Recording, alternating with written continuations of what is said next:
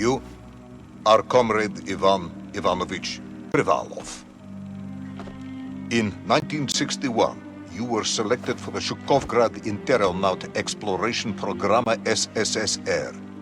Despite failing your basic physical and being caught cheating on your entrance exams, on the morning of the 12th of April 1962, you boarded a rocket drill containing the experimental device Little Orpheus, with the purpose of descending through the Earth's crust to discover the relative hollowness of the interior and its suitability for colonization. No, you've lost me, General. Did I do what? You and Little Orpheus were dropped into an extinct volcano to drill to the center of the Earth and find out if we could establish a city there. Note, if you will, that this date is over 3 years ago.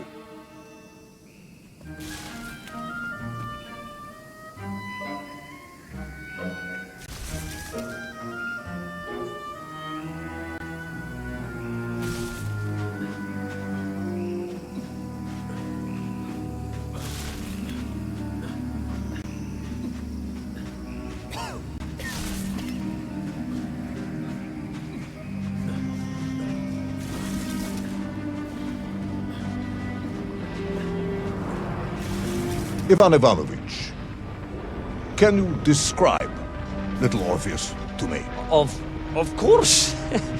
It was large and round and had something of a disagreeable smell. I was referring to its technical specification.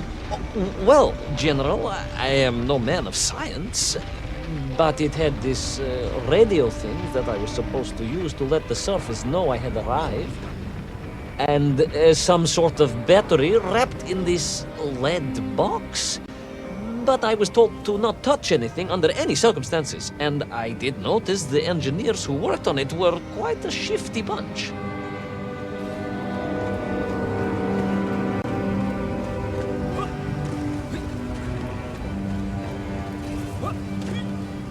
The Little Orpheus device contained a radio transmitter capable of sending a signal through miles of solid rock. In order to boost this, a powerful energy source was required. An atomic bomb, Comrade Privalov. An atomic bomb that you have lost somewhere below the Earth's crust. Ah, yes, that bomb. Of course, General. I can explain everything. But it is a long and somewhat complicated story. And let me assure you, this is not a case of milking chickens. But you won't understand where your bomb and Little Orpheus has ended up unless I start at the very beginning and you let me tell you where I've been for the last 3 years.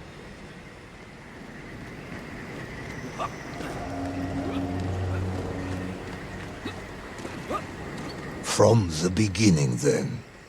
But this had better be good. Good, General. It's more than good. It's extraordinary. And it began like this.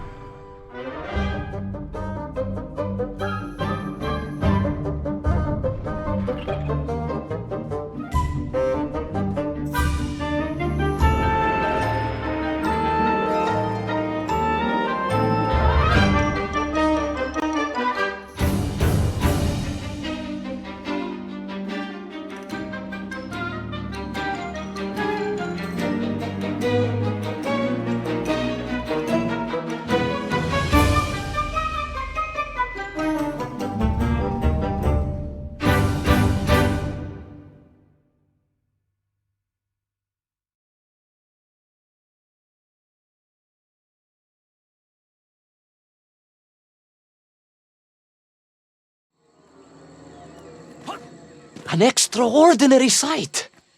I realized this must be the fabled land of Plutonia, as documented by the brilliant scholar Obruchev. A trail of destruction, carved by the rocket drill, led down into the wild and mysterious jungle. The rocket drill itself must have snapped in half somewhere below Kamchatka, and little Orpheus bounced out and became lost in that prehistoric forest.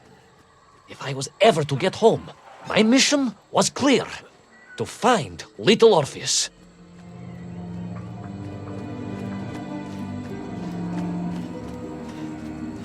I steeled myself and plunged deeper into that prehistoric jungle where insects the size of dogs buzzed around. Dogs. What sort of dogs? I beg your pardon, General? Large dogs or small dogs? Big like an ovcharka or small like a barlonka? Does it really matter? Of course. Detail is all important. Овчарка then, General. The size of an овчарка. I find it very hard to believe. Would you find it easier if they were the size of a balanka? No. But I am enjoying your attempts to persuade me.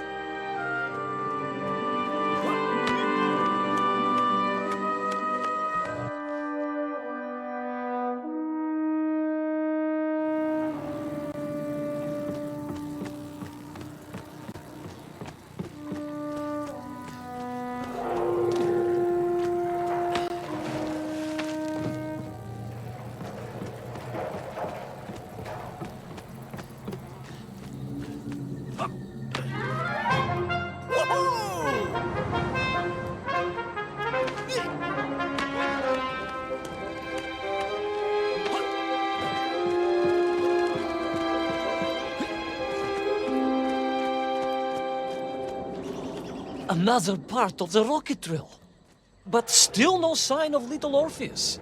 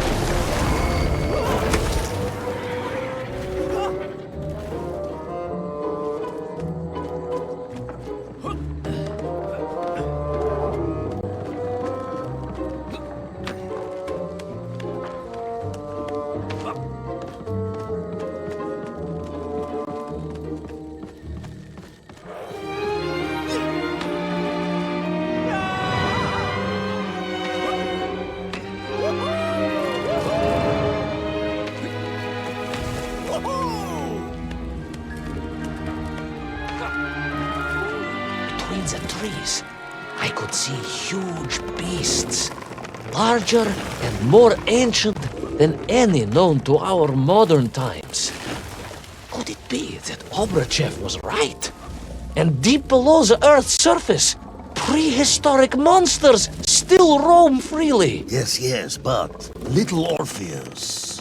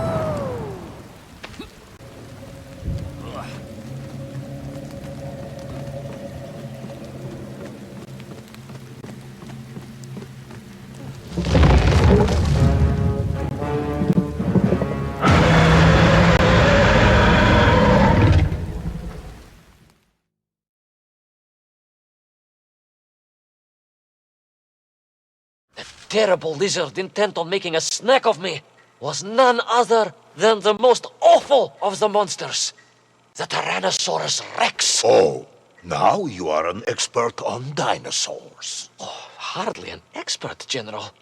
Just educated by the best schools in the world, like all good socialists. And I remembered one crucial thing. I'm listening. Well, its greed is without bottom. Its hunger is ferocious, but its brain is absolutely tiny. So, it can roar and roar as much as it likes, but it will never be a match for the sharpened mind of the good Soviet worker. All I needed was a plan to outwit the monster.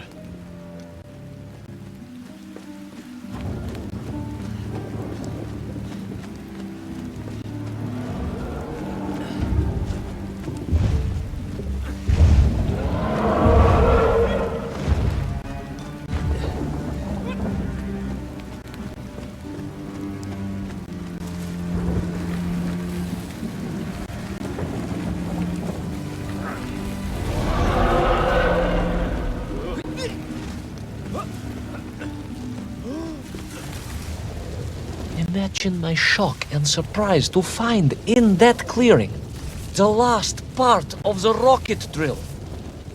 More shocking was the fact it had been ransacked. Someone had made off with the tools, the weapons, the rations, and the spare parts for the Pragviev. I began to suspect foul play. Perhaps little Orpheus was not lost at all, but stolen. All I could do was follow the trail further into Plutonia.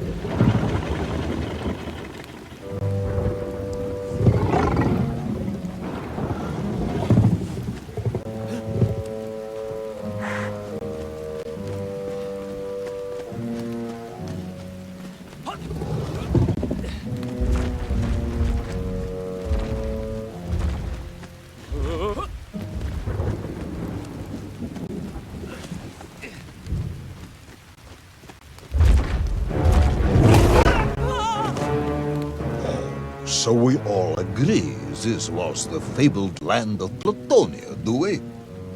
I don't remember accepting that. I will admit it might not have been Plutonia if you are prepared to accept the dinosaur. This isn't a negotiation, Ivan. General, you can disagree all you like, but there's very little you can do to persuade me it wasn't a dinosaur. I might not be able to persuade you, but I can always have you shot.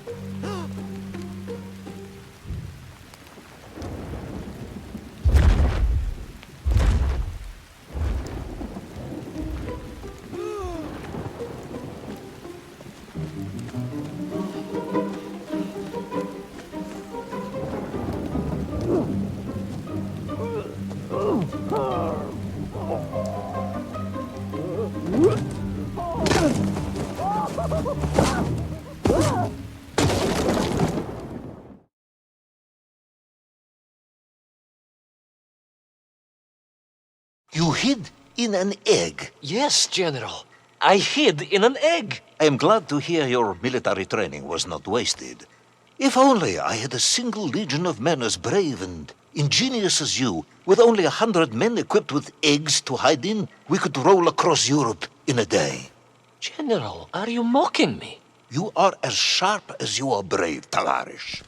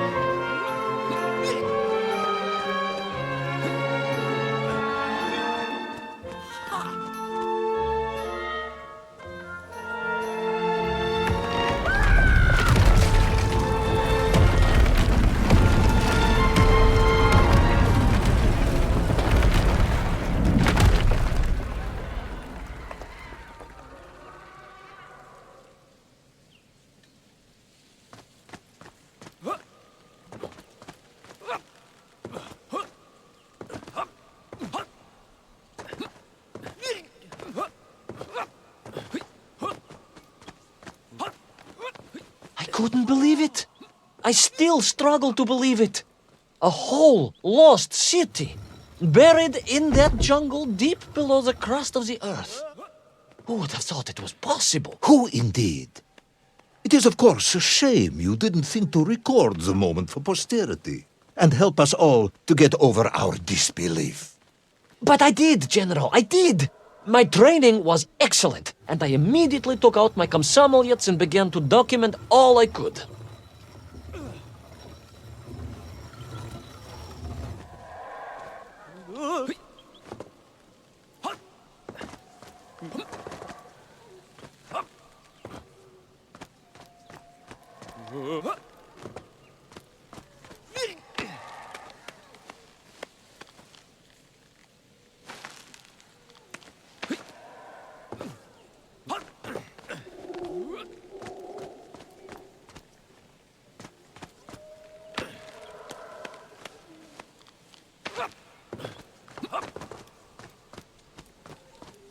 So, where is this camera now, then?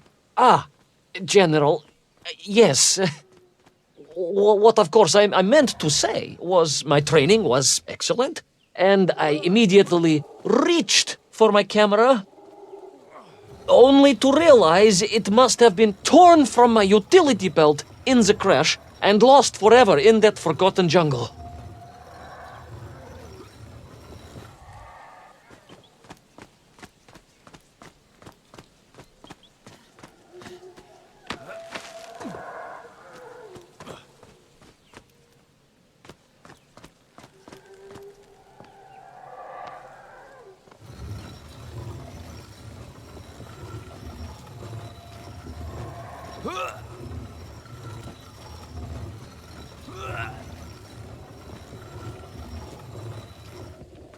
The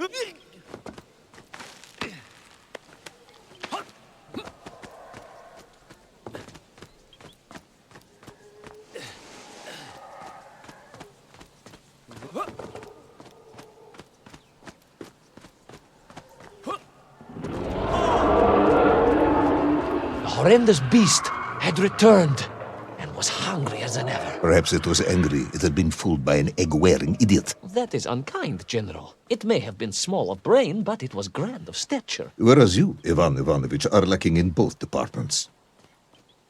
Presuming there were no more eggs to hide in, did you have a new plan? I did, General. Please, do tell me, what was this brilliant plan? I ran like hell, General.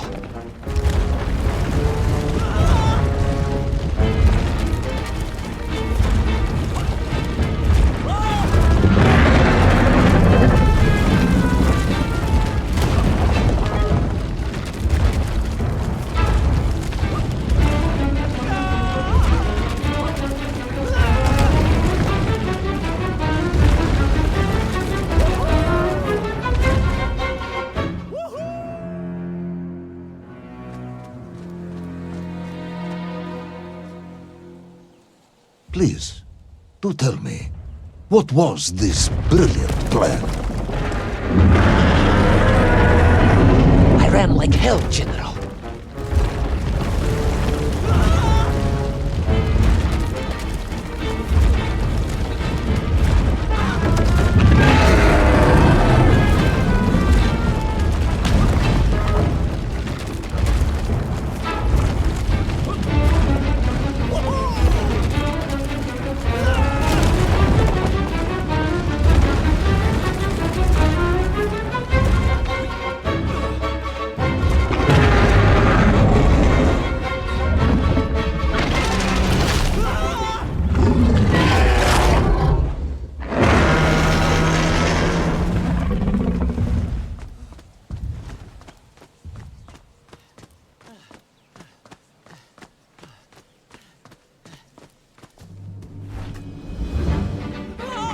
Will our intrepid yet doomed hero survive the jaws of the ferocious dinosaur?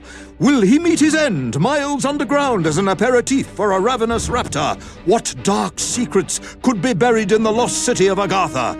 Will the general ever discover the location of his lost bomb? All of these questions and more will be answered in the next exciting episode of Little Orpheus!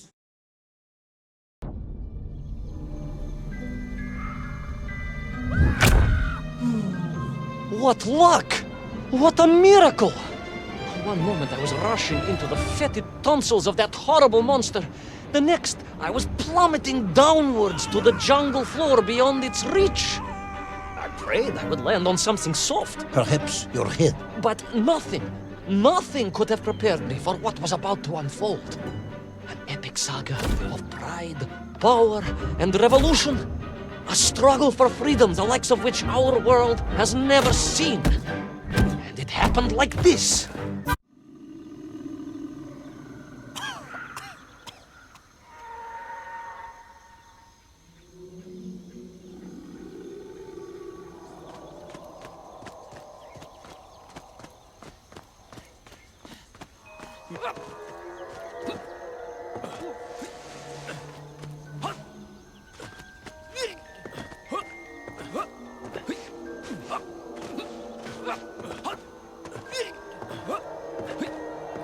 Who were those strange, gentle monsters who towered above me? I could only guess they were the lost tribe of the Menkf, an earlier race of people. But why were they so fearful of those ancient gates that lay just beyond their village? And why did they seem to recognize me? Why?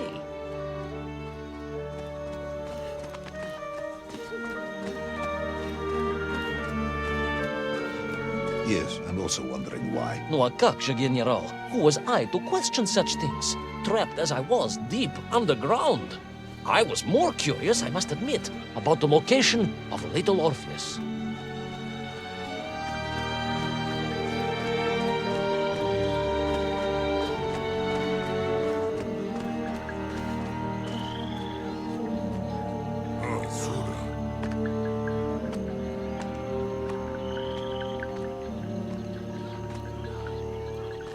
You talk of a great city, a mighty power. Yet your nymph squatted like savages in huts at its boundary. They did. And the answer to that mystery lay beyond my grasp at that point. Because it was a wonder, it truly was.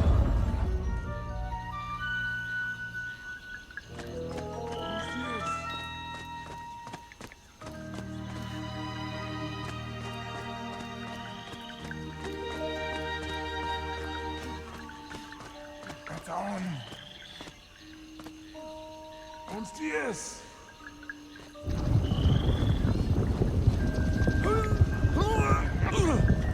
Uns dies! О чем говорите?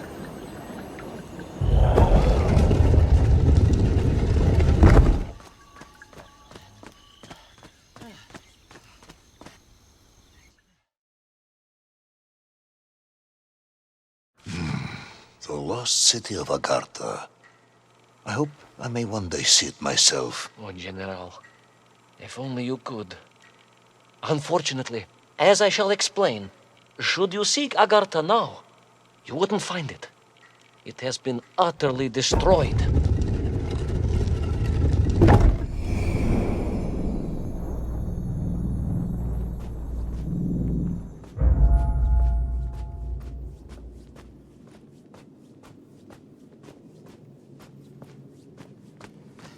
Utterly destroyed? Utterly, General, a tragic loss. A convenient loss. I imagine archaeologists weeping as I tell you. But most importantly, before we continue, you must understand one crucial fact about its destruction. Which is?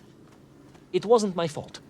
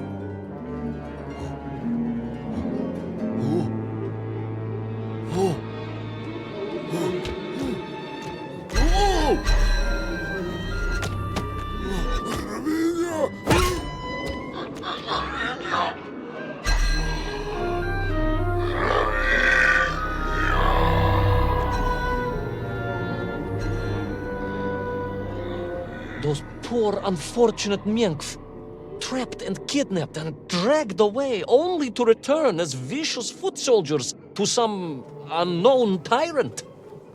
And yet, there was something familiar about the shtukovna they were forced to wear on their heads, which I was sure were being used to control and enslave them. And what was that? General, it curiously resembled the radio sets I used to tinker with as a child. Radio sets. It was very curious. It was very curious. It was extremely curious.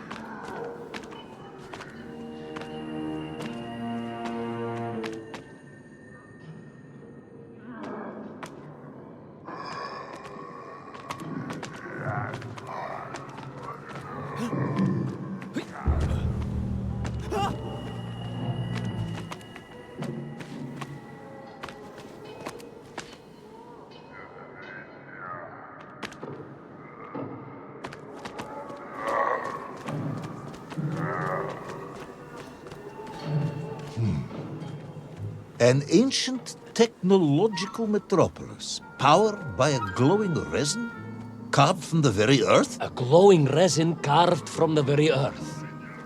Do you see, General? I fear you are about to enlighten me.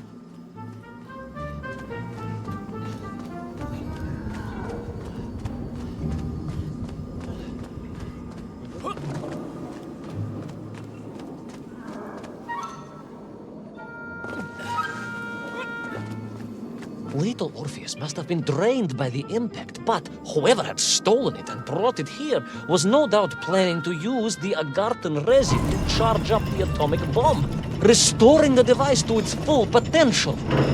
What sort of man would come up with such a monstrously reckless scheme? Perhaps the type of man who has such limited understanding of atomic energy that he thinks an ancient metropolis can be powered by shiny marbles.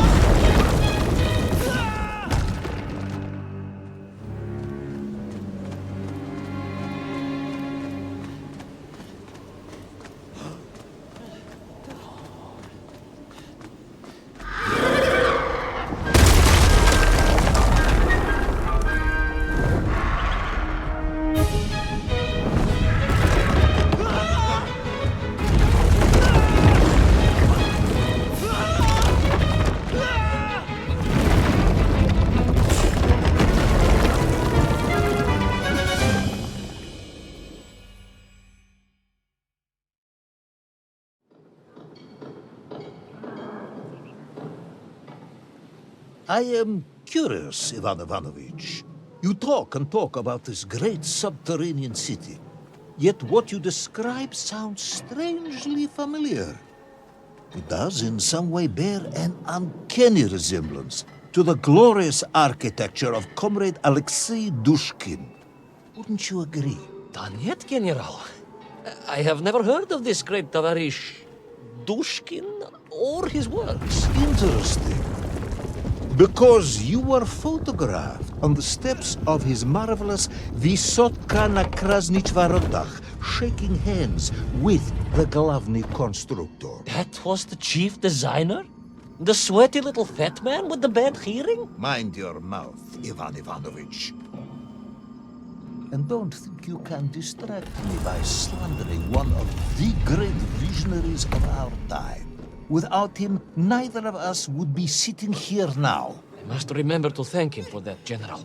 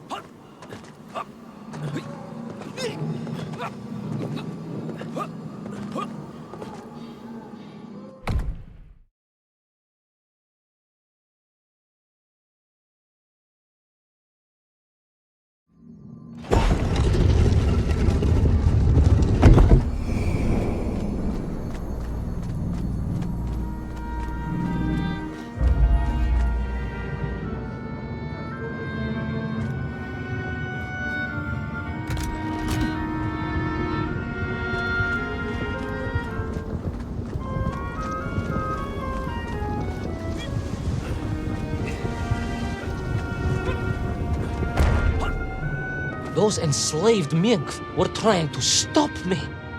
I was sure of that now. I find myself sympathizing with them, I must admit. No, General, then I have failed to win you over. Uh-huh. A point of agreement at last.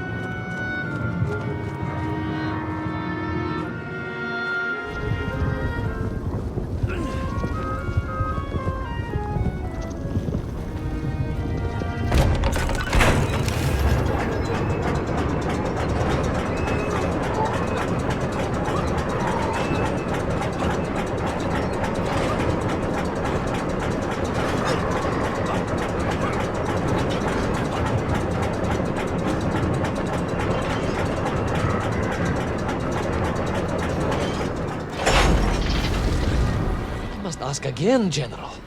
Are you mocking me? That would be unprofessional, comrade. I will try harder to convince you then. It is, after all, a cautionary tale of unleashed tyranny. It is a cautionary tale of unleashed idiocy.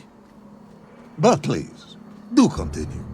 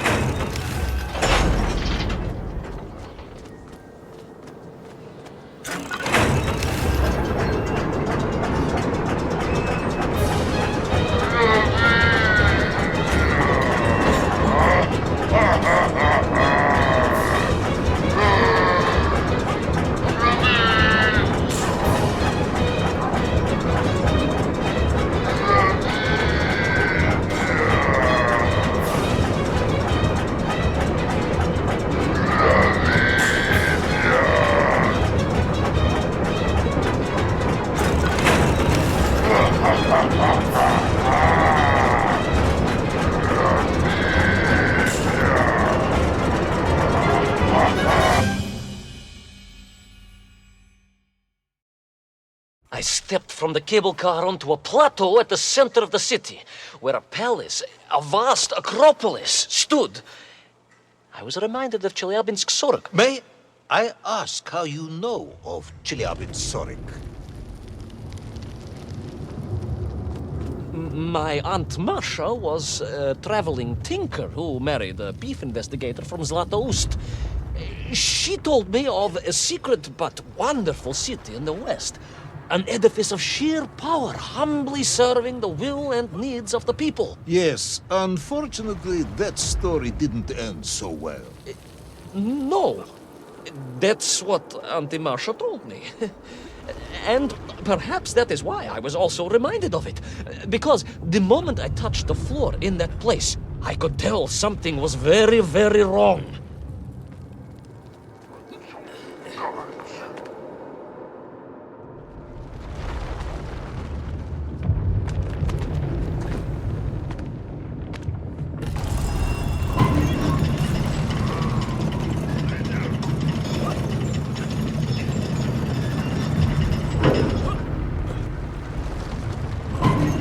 The ground had begun to shake, alarmingly, and the whole city felt as if it was shuddering. I could only imagine what I would find in the heart of the vast temple. If it isn't a giant glowing marble, I'm going to be very disappointed.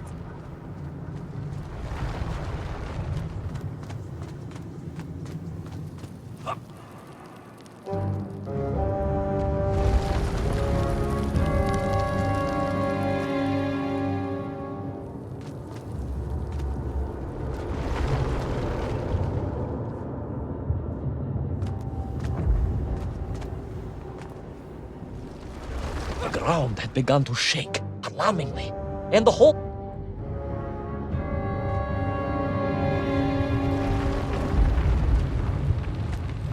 The ground had begun to shake, alarmingly, and the whole...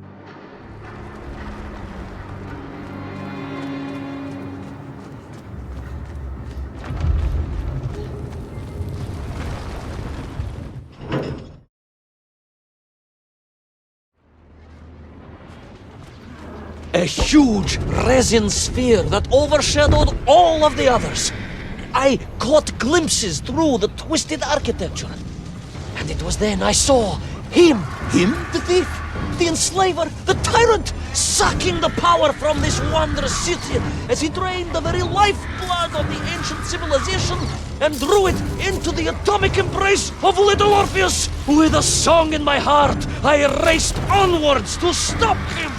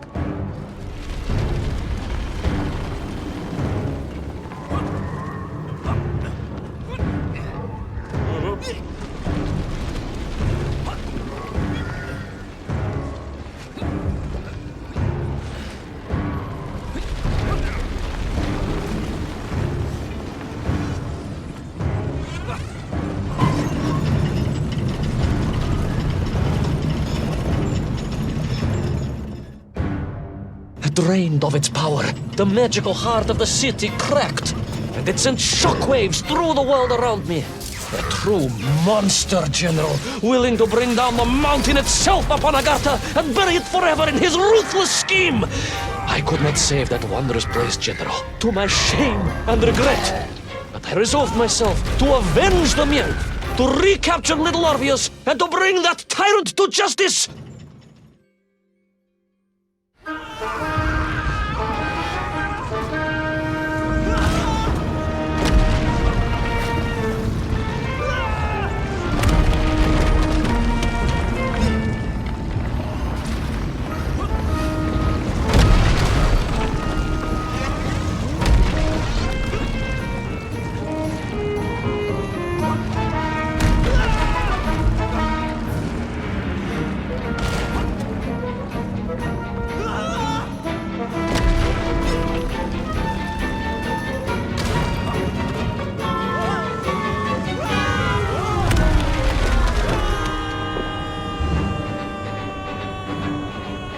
Will our plucky yet careless hero fall forever through those unknown skies? Will he discover the identity of the brutal thief commanding the army of the Menk? What chance does he have of ever returning to his beloved homeland? How long can the general's patience last? All of these questions and more will definitely be answered in the next exciting episode of Little Orpheus! I plummeted down through that weird sky towards a great turbulent ocean that roared and swelled. A ferocious sea that offered no hope of survival. I thought of home and wept, unaware that in an instant my fortunes would be changed by an event so bizarre I almost hesitate to tell you. And it happened like this.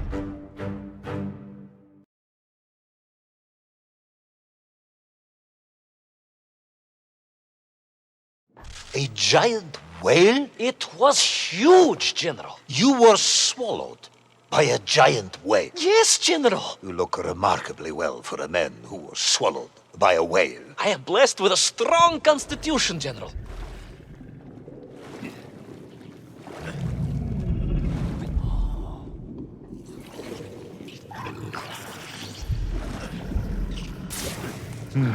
And I assume you are now going to tell me how you managed to escape from the belly of this giant whale. Naturally, General. And I must say, it really was a fascinating glimpse into the interior life of one of our world's most magnificent beasts. I consider myself a wiser man after this experience.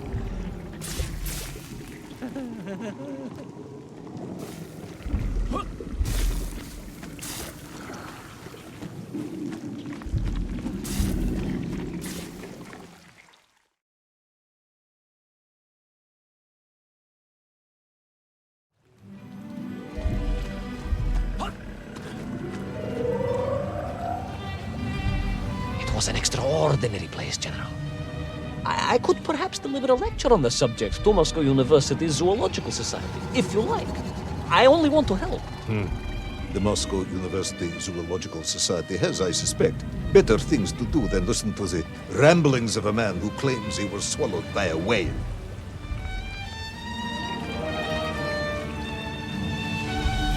That is a shame, General. People can be so closed-minded. I, on the other hand, have little choice but to hear you out. For your own sake, Ivan Ivanovich, I must urge you to be brief. Absolutely, General. I will tell you directly of my miraculous escape from the belly of the whale. You simply won't believe what happened next. That is becoming a dangerously overused phrase, comrade.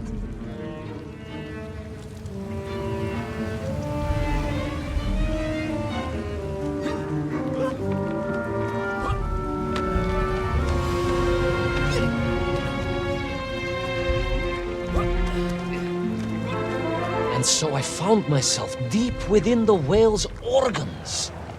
A strangely beautiful place. A sort of fleshy wonderland. A glade of polyps and globules. A landscape as awe-inspiring in its way as the forests and mountains of Altai. Oh, my home, General, that I yearned and longed for and only hoped. as I hope now that I might one day see again. I think we're all longing for home at this point. Oh, with warm slippers, a mug of steaming Sbitzin, and a roaring fire.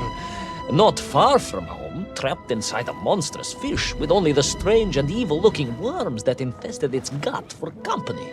With only one's dedication to one's country and mission to keep one from falling into despair. But no, General, I could not.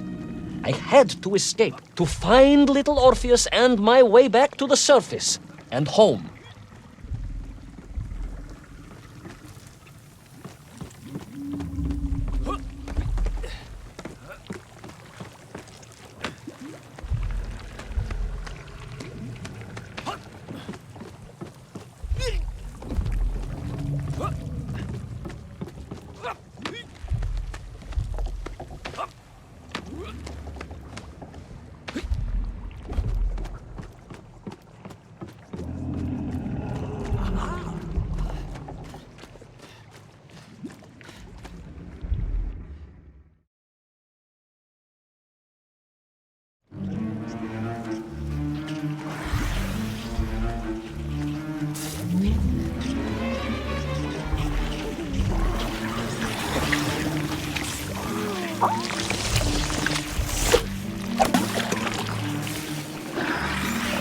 Worms, you say, living inside the whale. Oh, they were horrid things, those worms, General.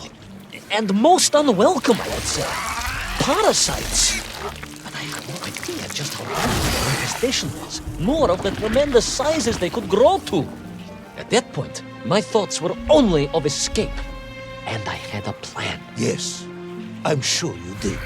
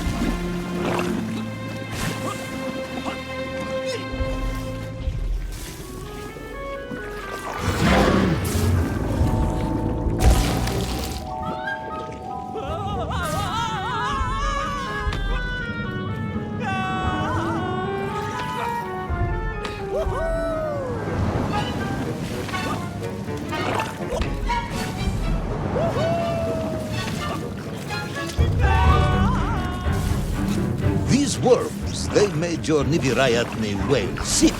Wherever they attached themselves, the flesh began to turn gray and die. It was a truly distressing sight.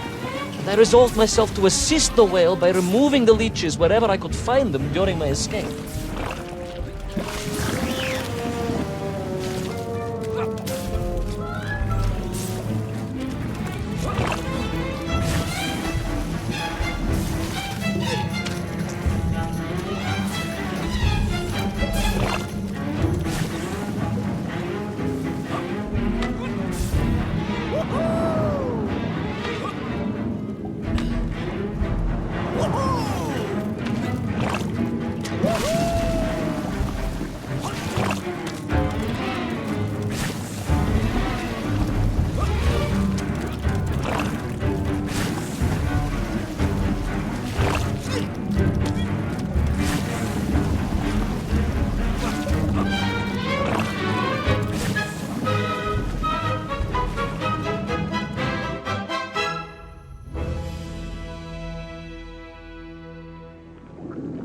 In my mind, it was a simple plan, General. I would climb up through the whale's throat, into its mouth, then wait until it opened it to feed, and swim out. Ah, yes. Brilliant, Ivan Ivanovich. Only one or two minor flaws with it. For example, did it not occur to you that the whale will likely be deep underwater when it ate? Вы правы, General, but I am a strong swimmer. As a child, my parents would take us to holiday near Irkutsk, where we took constitutionals in the waters of Lake Baikal.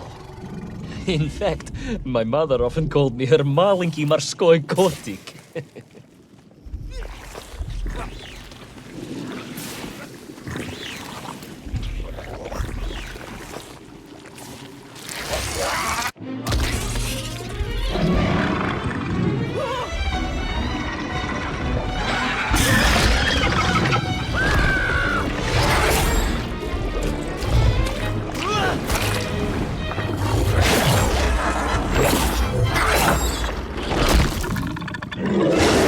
A giant worm for a giant whale, huh?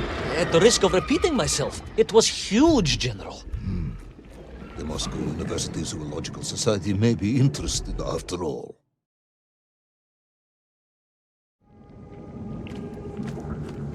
Let us take a moment, Ivan Ivanovich. Your ridiculous plan to escape through the mouth of the whale failing, you would now have me believe you had embarked on some misguided crusade to free it of the worm infestation. To what end, exactly? When one suffers, we all suffer, General.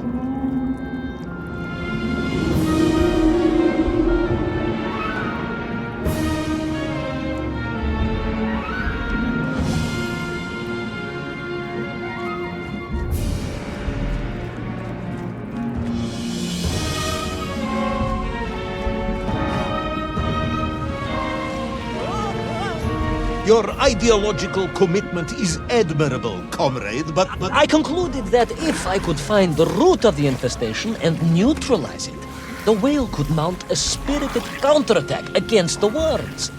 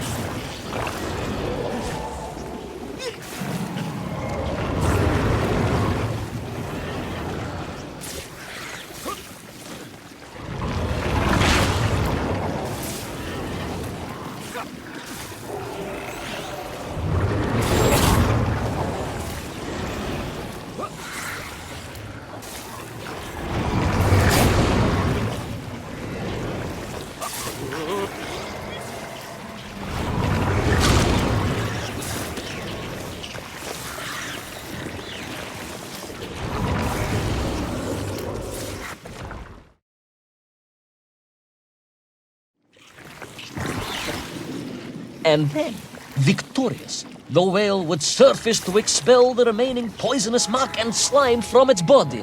And at that point, I could escape through the nearest convenient orifice. In this case, most likely the blowhole. That is the most revolting thing I've ever heard. General, we are Russians.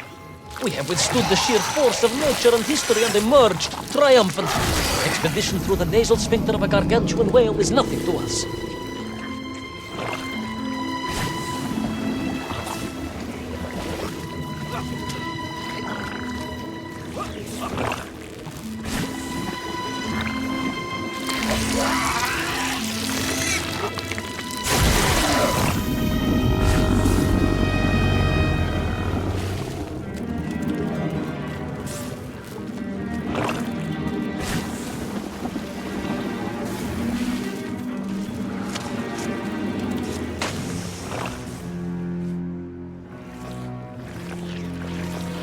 And then, victorious, the whale would surface to expel the remaining poisonous muck and slime from its body.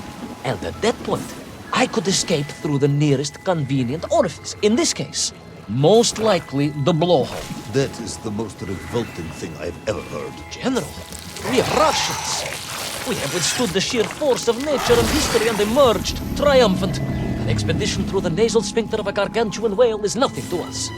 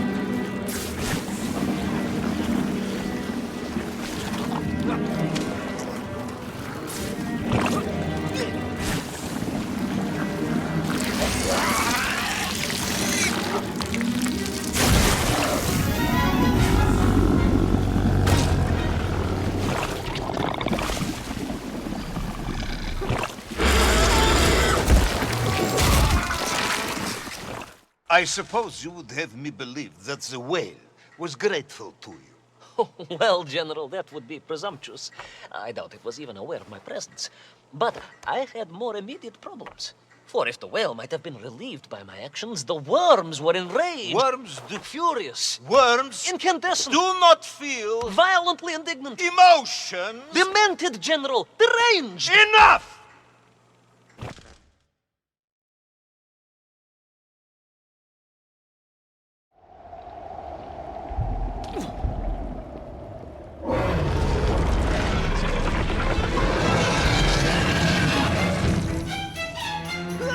Where is little Orpheus?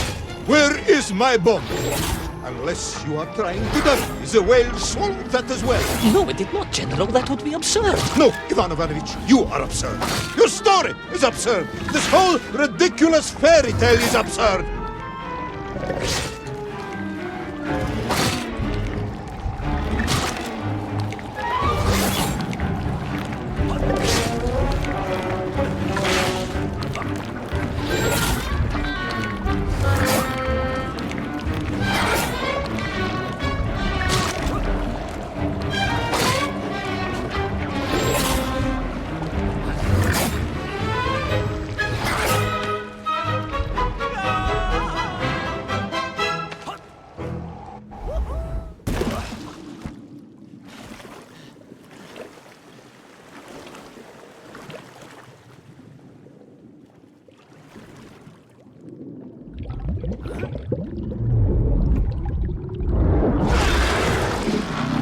Will our brave yet foolhardy hero escape the furious worm?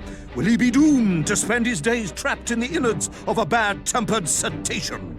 Where is the whale swimming to in such a rush? And what will it do when it gets there? Is the general about to lose his temper and order the cosmonaut shot? All of these questions and more must surely be answered in the next exciting episode of Little Orpheus!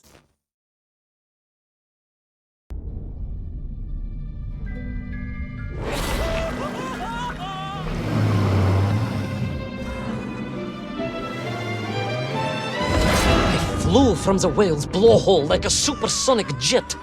And below me, the ocean became a sheltered bay studded with white shapes. You will be amazed as my epic journey unfolds. For here, it was about to take a most unexpected turn. And it happened like this.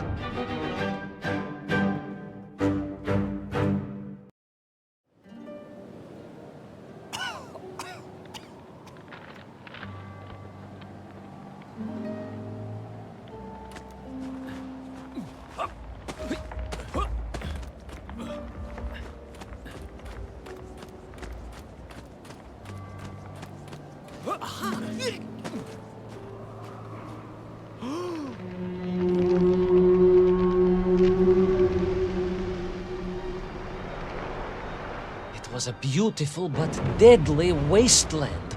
Freezing cold, brutally chilly, enough to kill a man in hours. Yet here you are. Indeed, General. An impoverished childhood playing in the streets of Omsk during those bitter winters had made me hardy. I thought you said you grew up in Altai. Ah, General, the life of a poor toy maker's family. We had to move from place to place just to find work.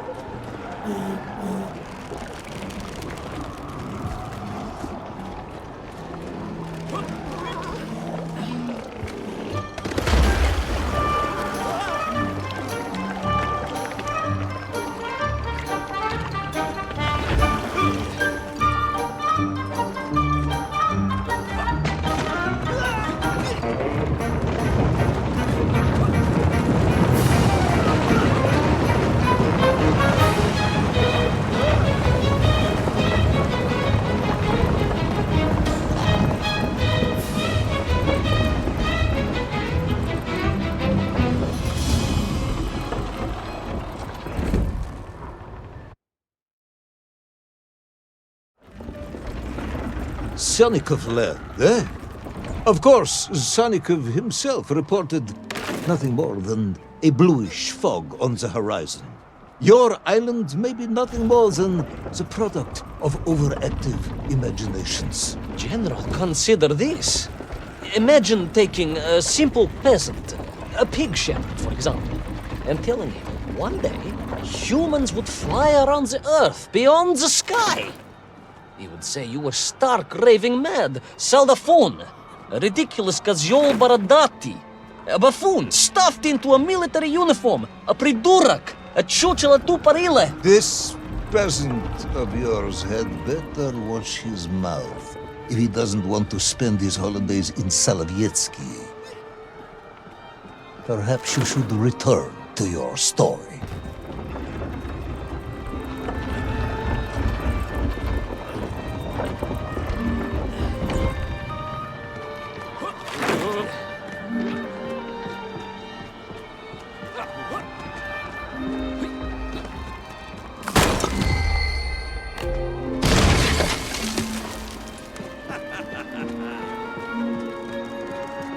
There in the cliff, I could not believe it.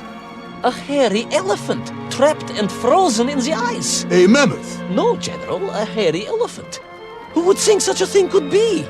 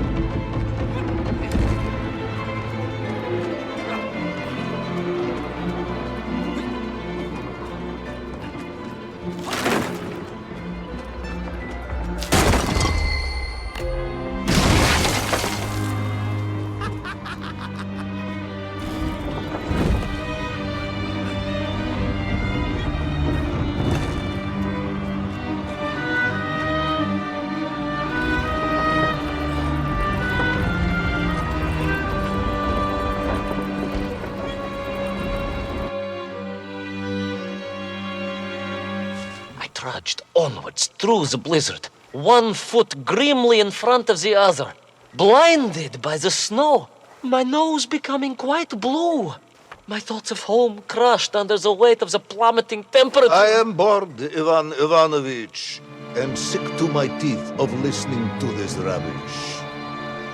Let us speak plainly now. You will tell me where my bomb is, or I will have you shot. I am just getting to that, General. Shot! Comrade Primal! Shot with real bullets, fired from a real gun, not some ludicrous Bultavia about lost cities and dinosaurs and mink and mammoth. It was a hairy elephant. No!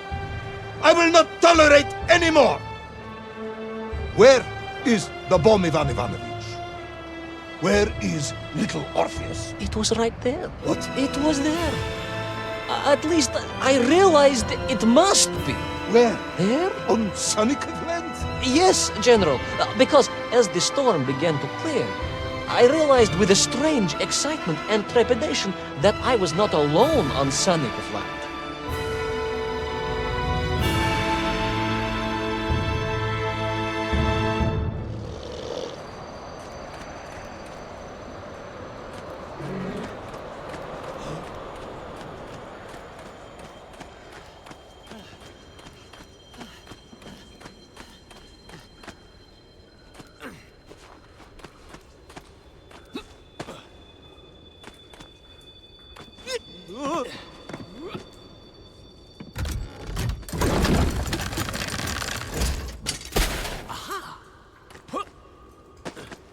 Wait. Go back. You say these lifeboats came from Zarya? A Russian ship? Zarya returned home, but not with all of her crew. And here were the missing lifeboats, trapped in the ice for all of these years. And it could only mean one thing. That you are continuing to hang lapsha on my ears.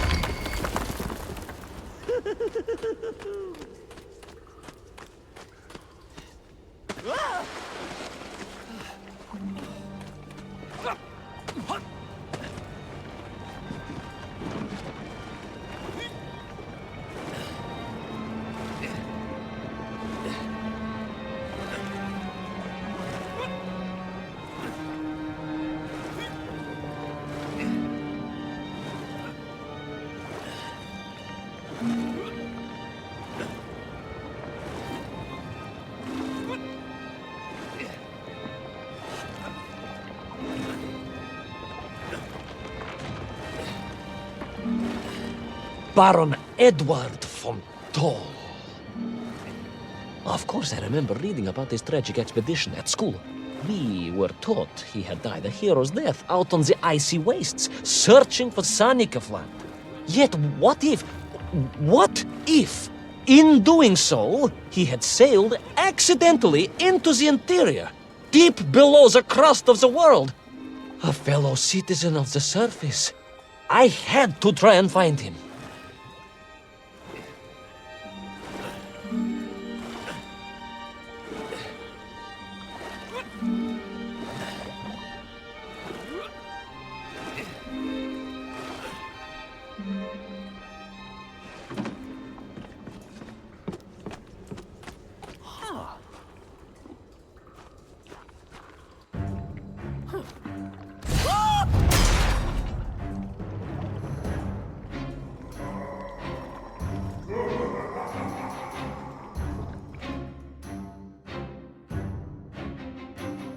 A dead explorer stole my... Not dead, General, but quite insane.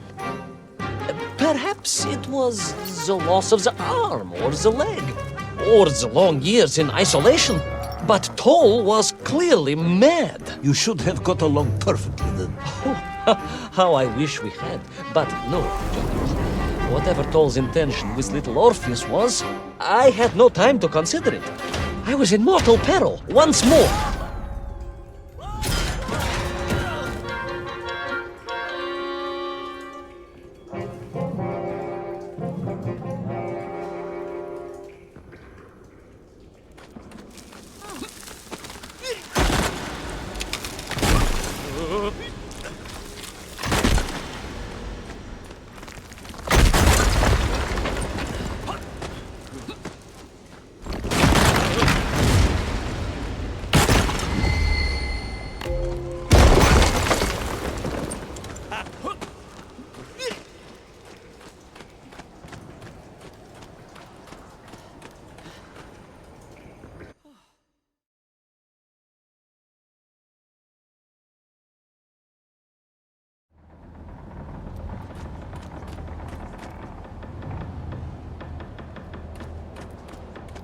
So, you believe that Toll had somehow enslaved the Menkiv and bent them to his will? I do, General. It was obvious.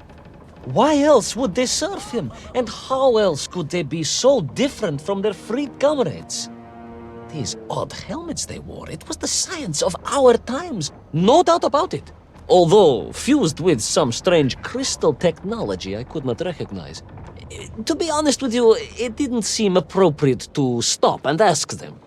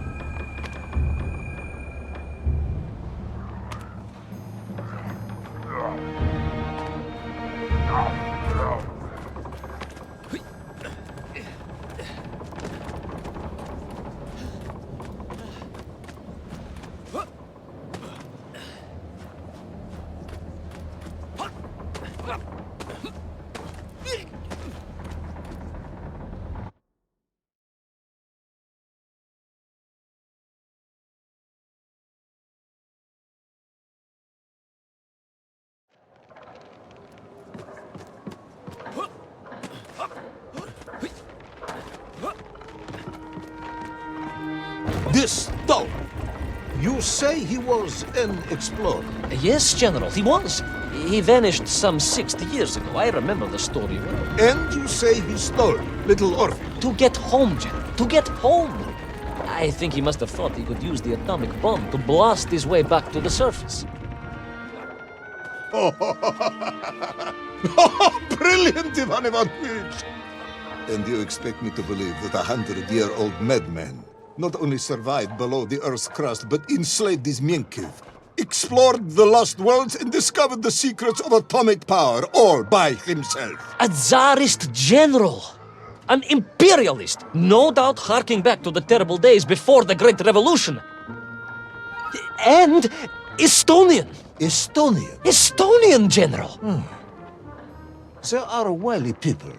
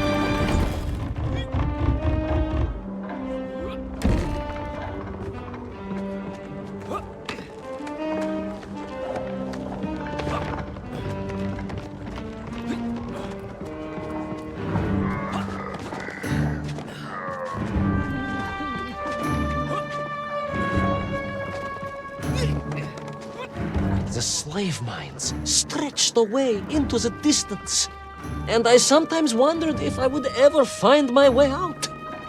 But I never gave up, General. Of course you didn't. You are a hero, Ivan Ivanovich. No, General, no, I am no hero.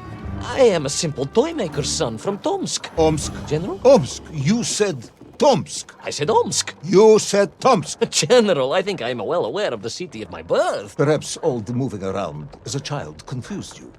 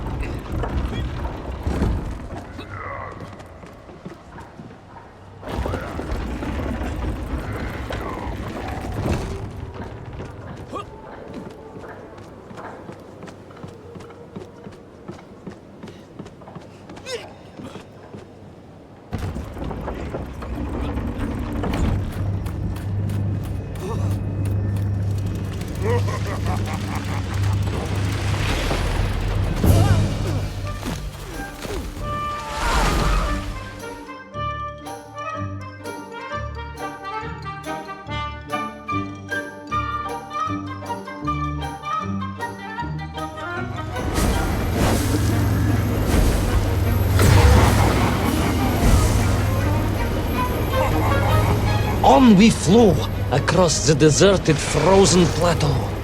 I was single-minded in my pursuit, dogged in my determination.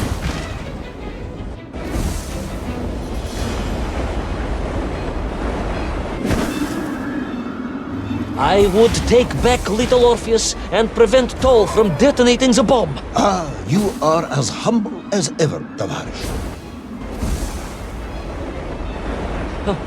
Well, General, you are a great military leader, a great strategist, whereas I am simply the humble son of a toy maker, and driven by patriotic fever, with no regard for my own safety, I rushed blindly on. Well, General, you are a great military leader, a great strategist, whereas I am simply the humble son of a toy maker, and driven by patriotic fever, with no regard for my own safety, I rushed blindly on.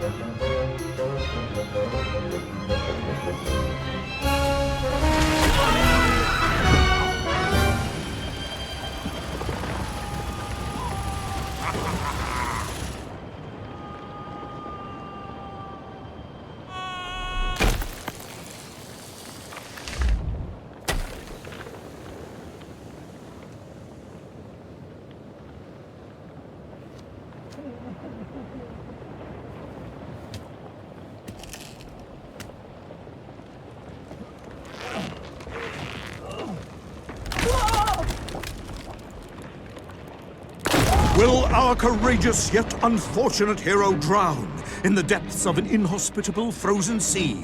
Will he thaw out in time to prevent Tol from detonating the bomb? Will the general holiday in Omsk next year? Or Tomsk? Or perhaps both? What exactly is the difference between a mammoth and a hairy elephant? All of these questions and more should almost certainly be answered in the next exciting episode of Little Orpheus!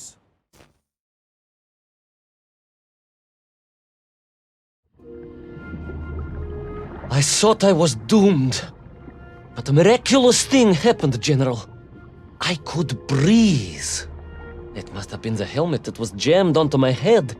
It was a strange and remarkable thing. Some might almost say beyond belief. A narrow-minded fool may indeed, General. But of course, you are no Durak. But even as I sank towards the floor of that lost ocean, my journey was about to take me to darker, stranger territory than ever before. And it happened like this.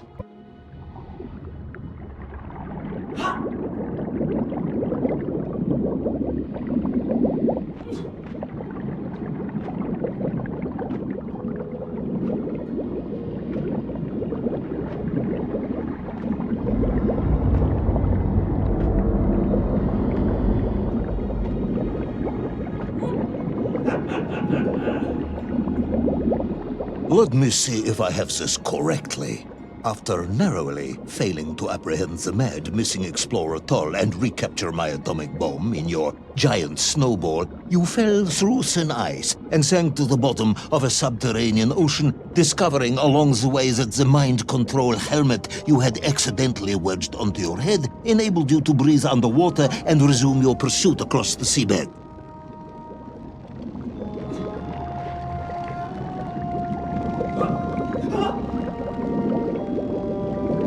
General, you seem perplexed. Perplexed? Perplexed is that the keys to my house are not where I left them. Perplexed is the fact my dog will not eat cheese like other dogs. No, Ivan Ivanovich, I am not perplexed.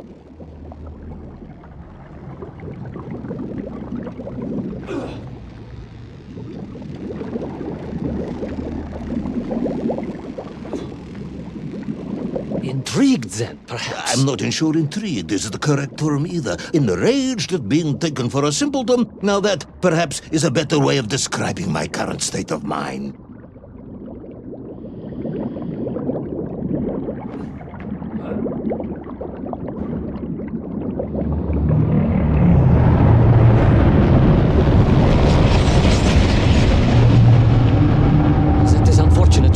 Once again, Comrade Privalov, I must correct you. Unfortunate is losing one's car in a snowstorm. Unfortunate is booking opera tickets on your wife's birthday and getting the date wrong. Was she furious? That is not the issue! Furious. However, now that is a good word. I could speak with your wife. Would that help? I could always have a word with her if you like. I could always have you shot. You could, but I suspect she would appreciate the gesture less.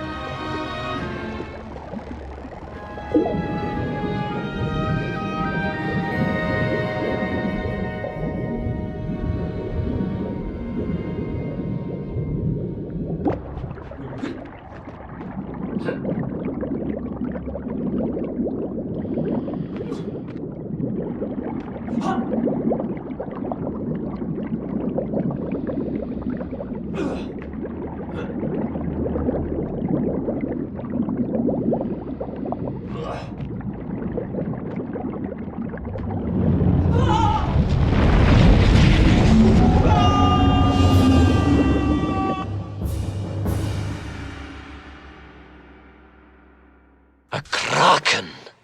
A vast monster of the sea! A giant, humongous, many-armed electrical destroyer of ships and cities! Electrical?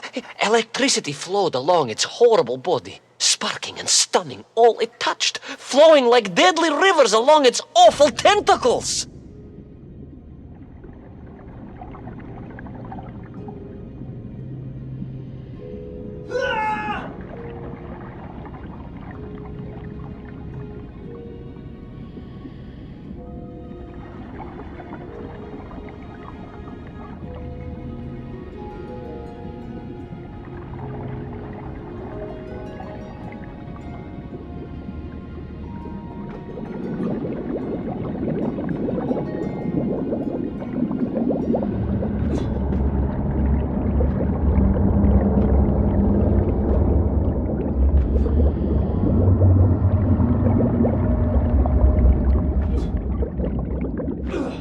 A sobering discovery.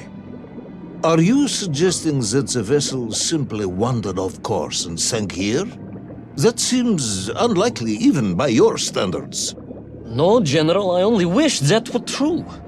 The mighty ship showed terrible scars, signs of having been grappled and torn asunder by some huge and terrible adversary. That is indeed strange and curious. I am troubled by this discovery. Might you almost be perplexed, perhaps? Don't push your luck.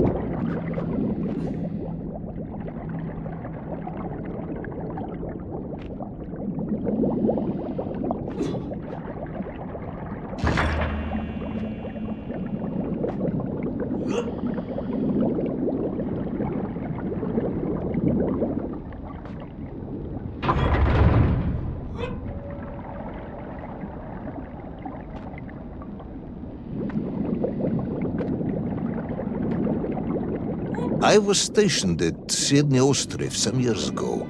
I am only too aware of how easy it is for the imagination to create monsters when one is exposed to lonely and dark places. My men required constant monitoring. Much like my cousin Pavel. He was also stationed at Ostrov? No, he required constant monitoring. He was a devil for stealing eggs.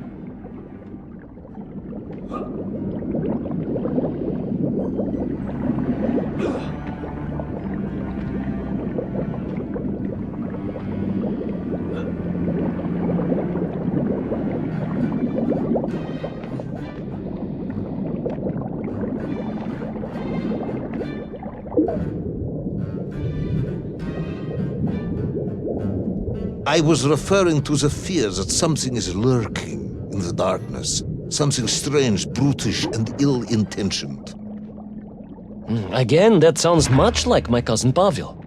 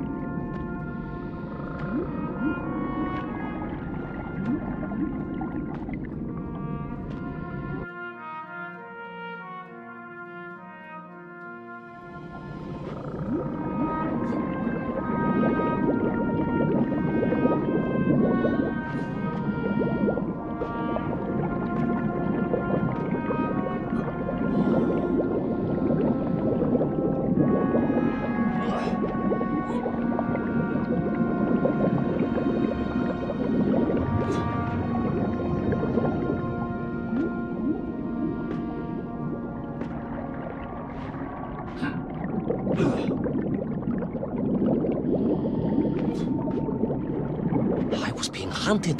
There was no doubt about it. And escape was all I could think about. Naturally. That and duty. Duty? Yes, General. After all, I had a bomb to recover from that villain Toll. How clever of you to remember that.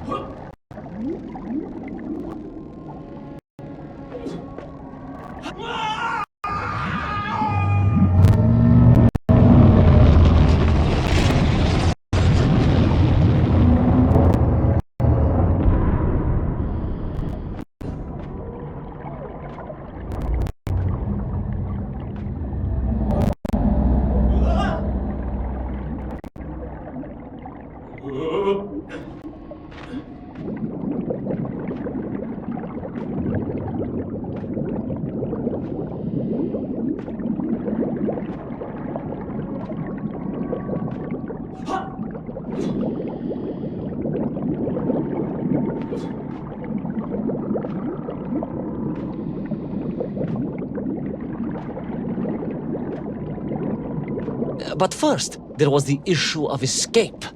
Escape from a dreadful, grasping creature that consumed all it could reach, dragging anything that wandered within its clutches to a miserable doom. A hoarder of useless trophies.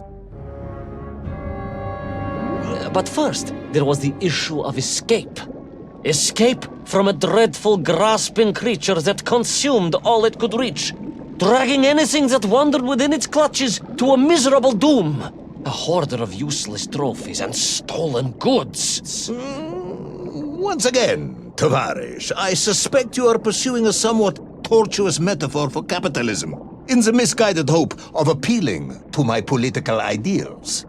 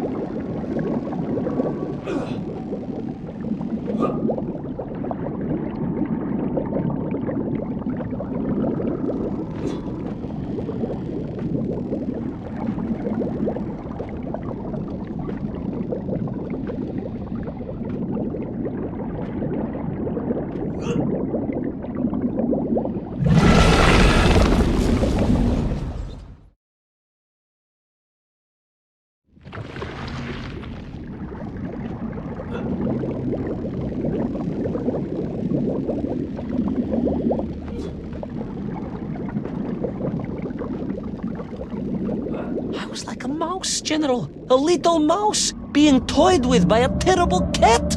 Rather a wet mouse. I was like a little underwater mouse. Being stalked by a giant rubbery electrical cat with 8 tentacles. Exactly, General. Good, I'm glad we cleared that.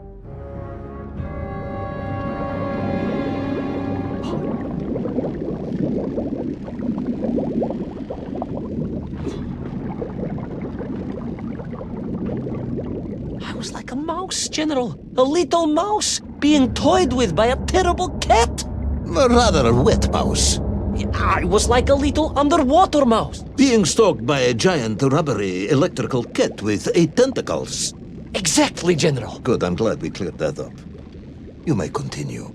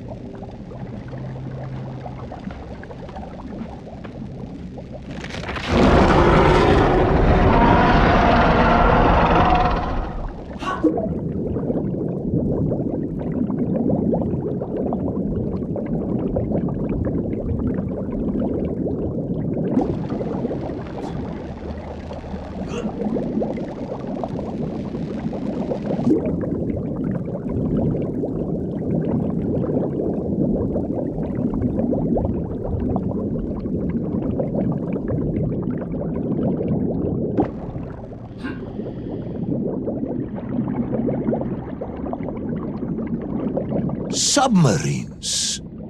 You didn't mention submarines before. Didn't I? Why? No, Новая, General, of course. Submarines. Millions of them. Several, at least.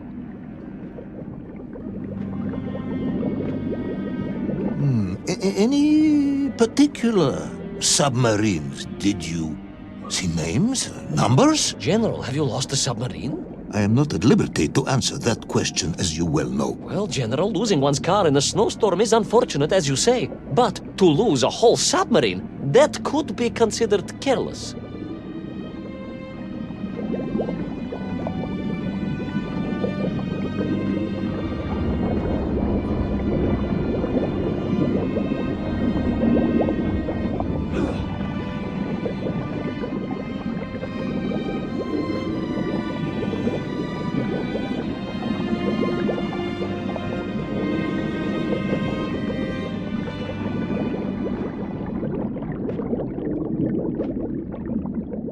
And you are certain it was M256? Well, that was painted on the hull, so I can only assume so. I think I know where this dismal story is going next.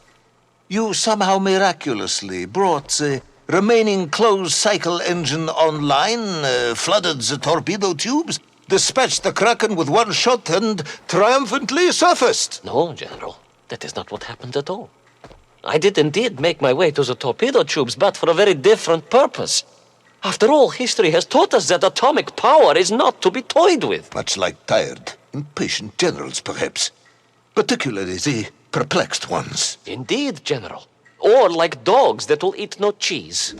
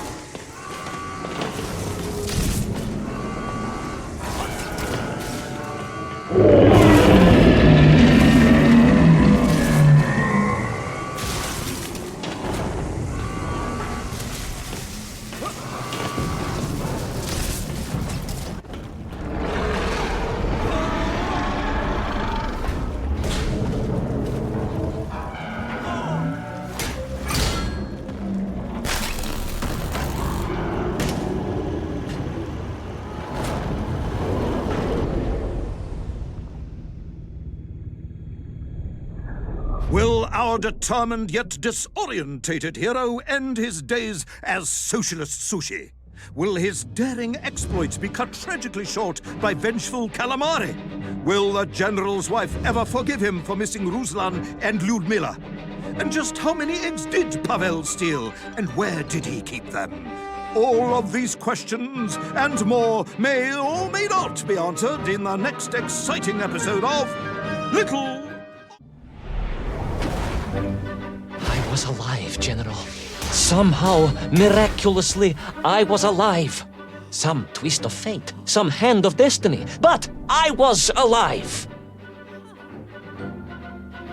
Strange as this new world was, I knew Toll must have come this way, and it was my task to find him.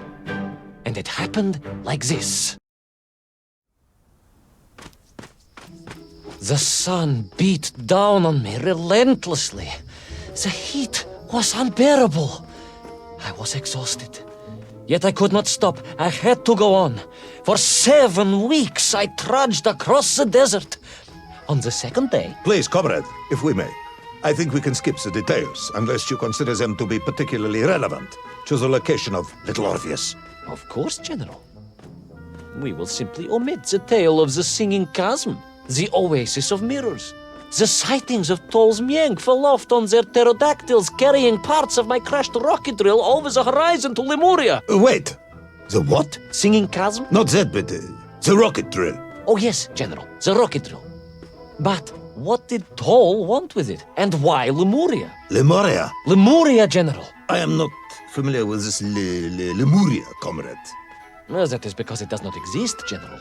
Or at least, so I thought.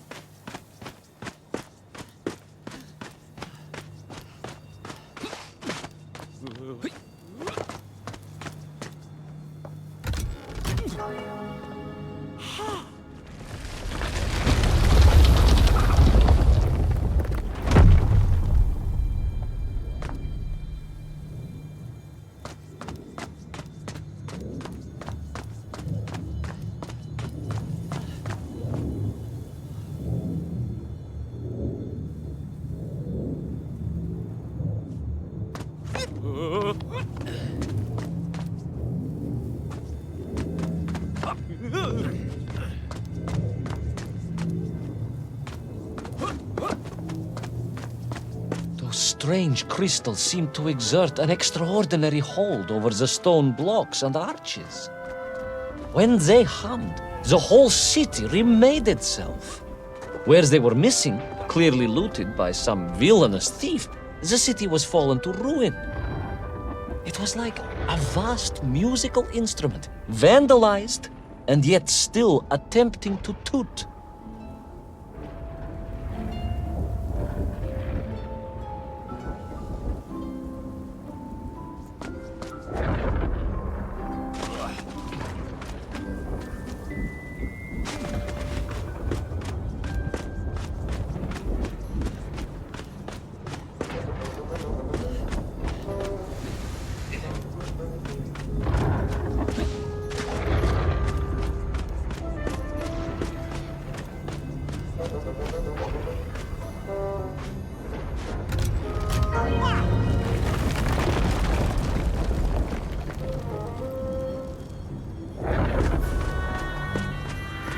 How poetic.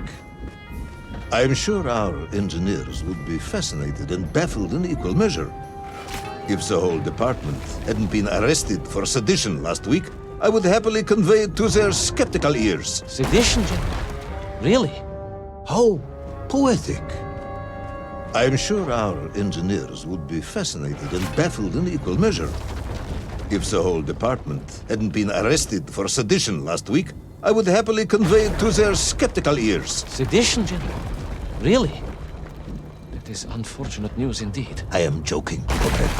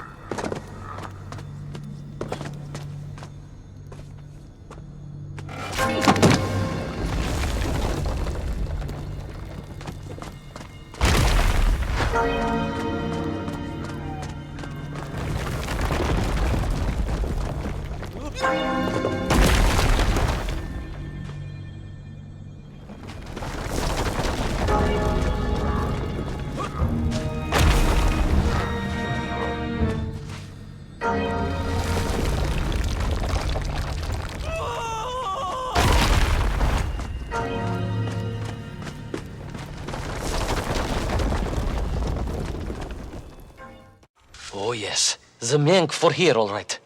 Which meant whatever dastardly scheme Toll had, it was to be enacted on these burning sands. And you will explain this in due course, I imagine. Imminently, General. What you need to know first is this.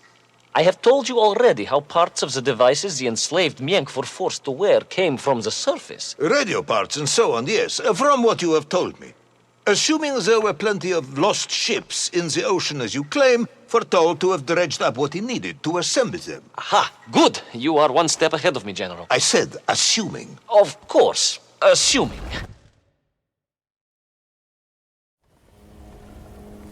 Now, as I gazed in awe at the buildings rising and falling around me, I realized that the other major component of those mind-controlling helmets was crystal. Toll had raided Lemuria for them. He knew the city. He knew the crystals could amplify vibrations and waves, and was using them to boost the signal of the radio parts to exert his control over the Memph. Which meant...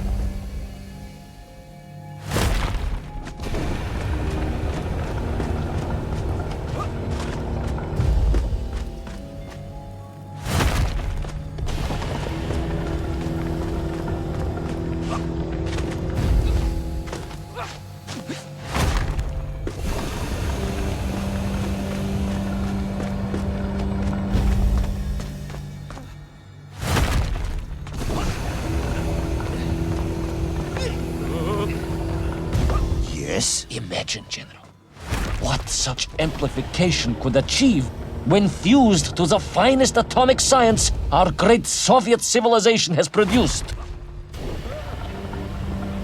Wait. I do not understand. You said Toll was planning on using the bomb to shatter the Earth's crust to return to the surface. A tragic mistake, General. They had not recognized the extent of his mad ambitions. You mean to imply Toll would have attempted to enslave the Russian people? Pah! The will of the Soviet citizen is mighty and strong. To you, perhaps, as a trained warrior. But consider, perhaps instead, a humble son of a toy maker from Tomsk. Ah, yes. Perhaps we have our share of simpletons, after all.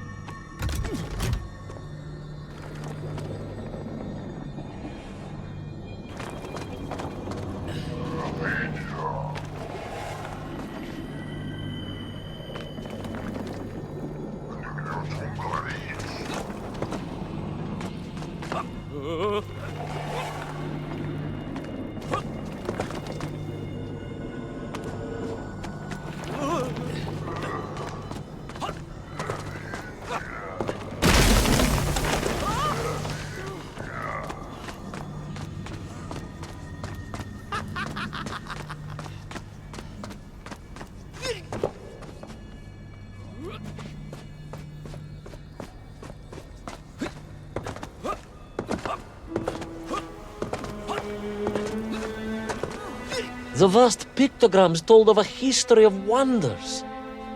They seem to suggest the Lemurians were travelers from another world, where a mysterious clock seemed to stand. That is very mysterious. As mysterious as the location of little Orpheus, perhaps.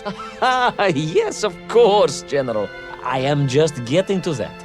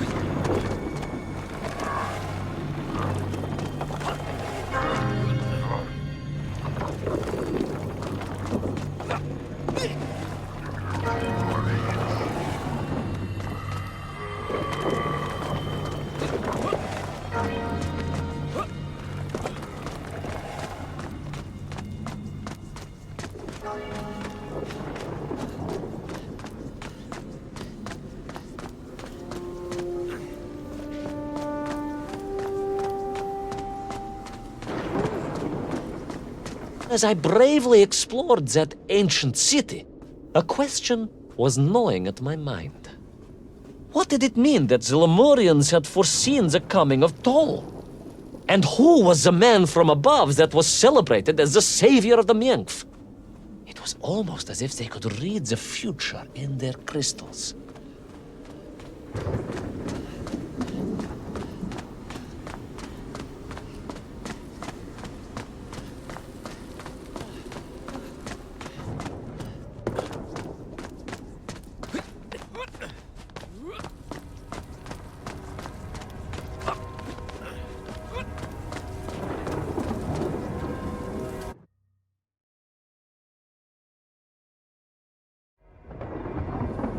The bells of Lemuria tolled and tolled, a roaring symphony, a crescendo of peals that set the city dancing, each note causing the crystals to shimmer and cascade with light. But the sandstorm was no natural phenomenon, and the bells did not ring for celebration. Something was very wrong here. Aside from the pterodactyls and the nymph and the dancing stones and the ancient magical prophecies and the crystals and now the giant bells, you mean? If you don't want me to continue, General, then I can easily just quietly go home. Don't think Chepucho will get you out of this one, comrade.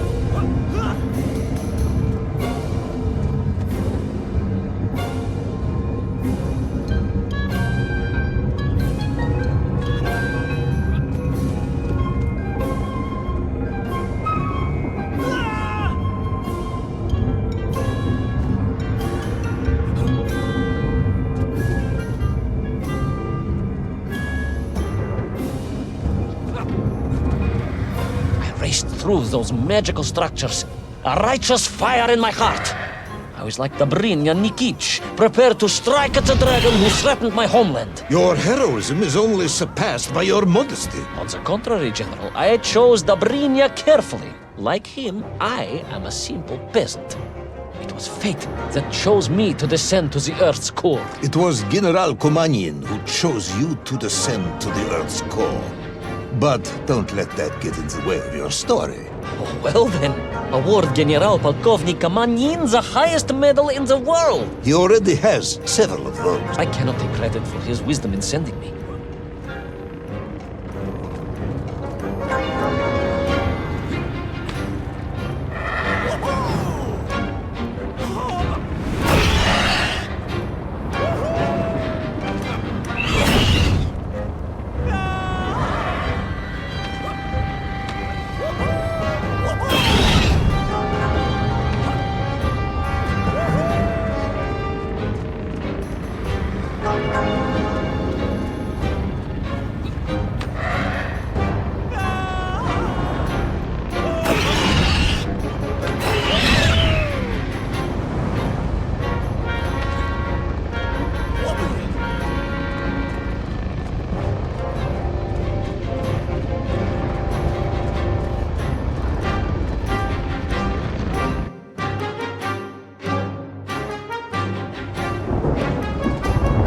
was once a rocket drill ship, built to burrow into the Earth, was now a mighty vessel, repurposed to blast off into the skies.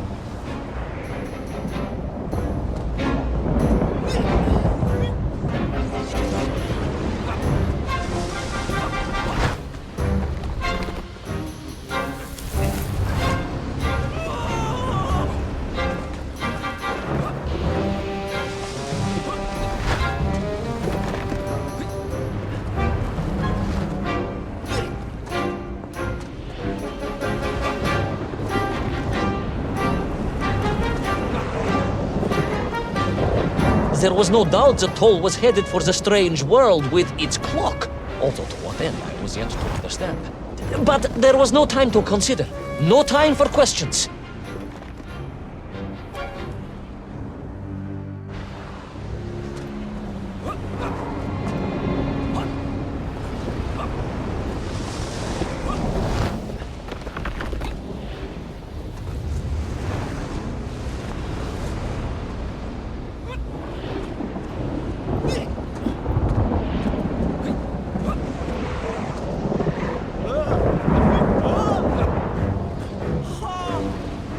Toll was on the rocket. Little Orpheus was on the rocket. And wherever they were headed, I must head there too, to thwart his plans, recover my drill, and save the world!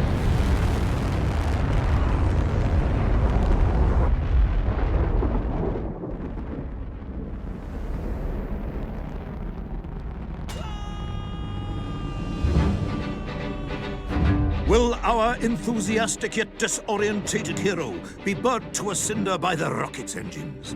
Will he be smashed into the rock that surely must be beyond the Lemurian skies? Does Nikolai Petrovich Kamenyan really need any more medals? What was the strange clock, and what could it all mean? All of these questions and more will be answered, if you're extremely lucky, in the next exciting episode of Little Orpheus!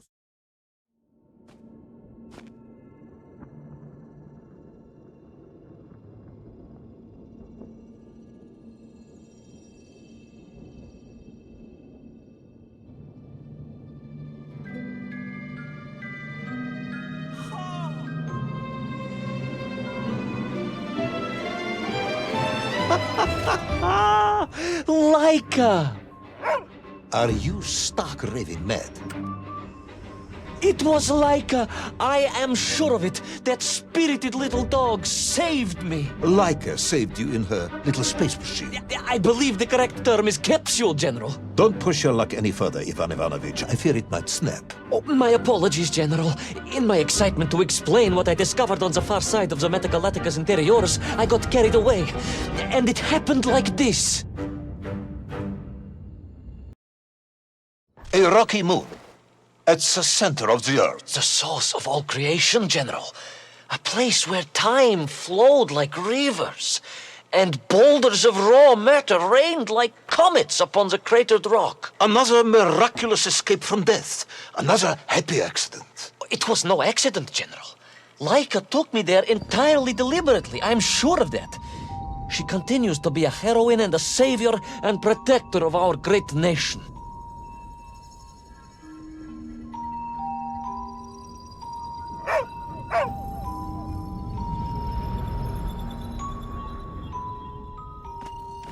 Laika died in orbit. No, General, she did not.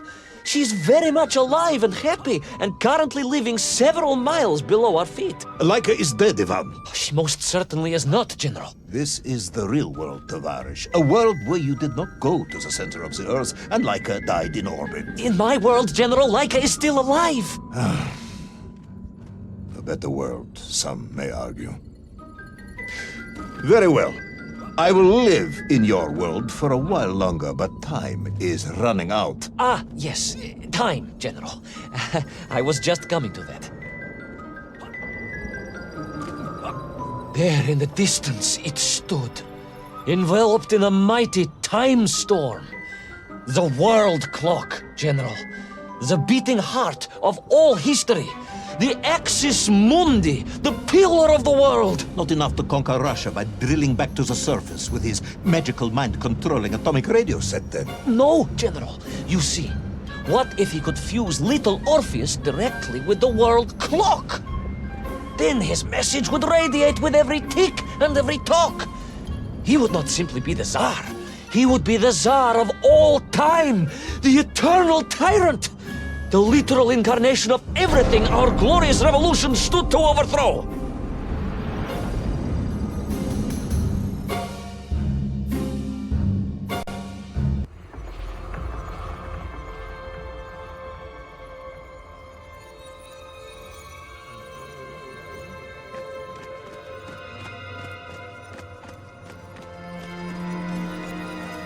Sonikiv! Uncanny, General. But it was somehow different. I felt no cold.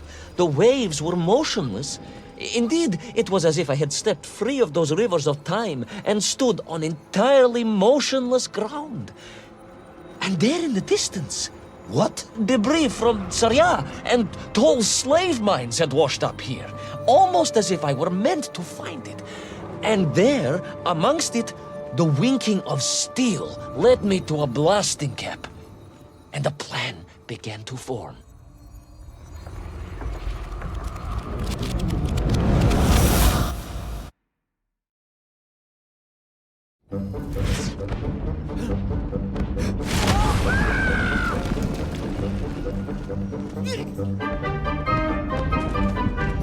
The terrain was ferocious.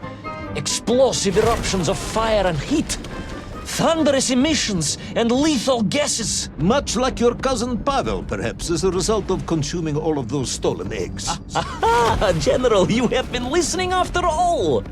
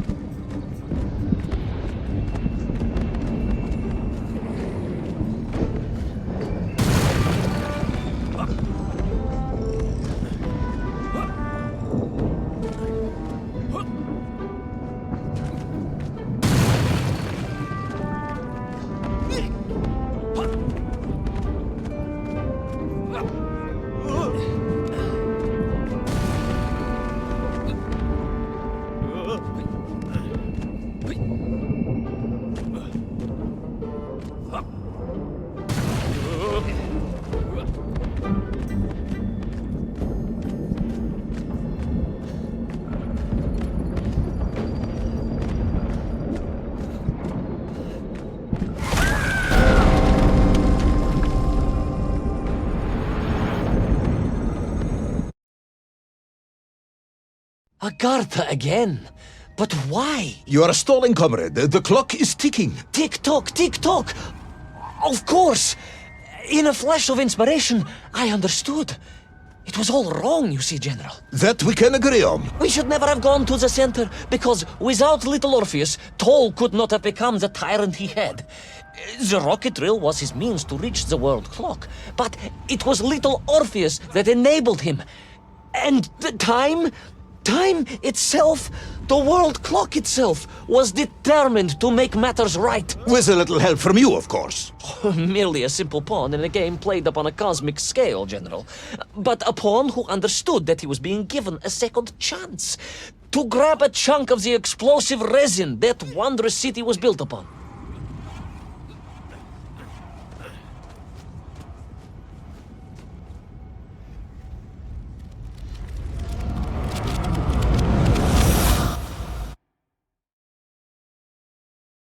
And I was back. The mighty river of time roared past me, carrying the weight of the whole of history with it. Even for you, this is a stretch. Our time is almost up. I have to submit my report within the hour.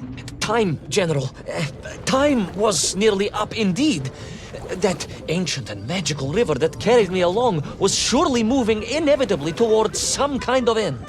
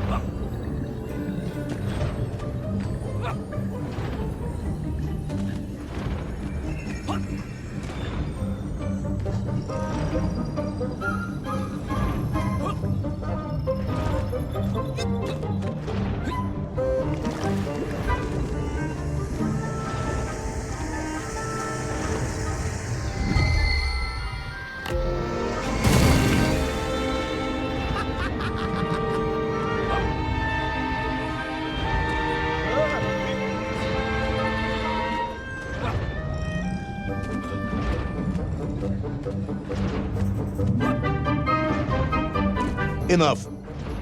No more, Privalov. No more stories. No more lost worlds and space dogs. I'm full of it. It is nearly midnight, and you have not given me the adequate explanation for the whereabouts of little Orpheus and the atomic bomb. But, General, I am about to tell you what happened when I finally caught up with the villain Toll. I do not care, Tavarish. I simply do not care. You have worn me down, and it is time to call a halt to this. I bear you no malice, comrade. In many ways, I admire you, but time is running out. Yes, General, yes. Time. Time. Because it was time itself that suddenly appeared to be on my side.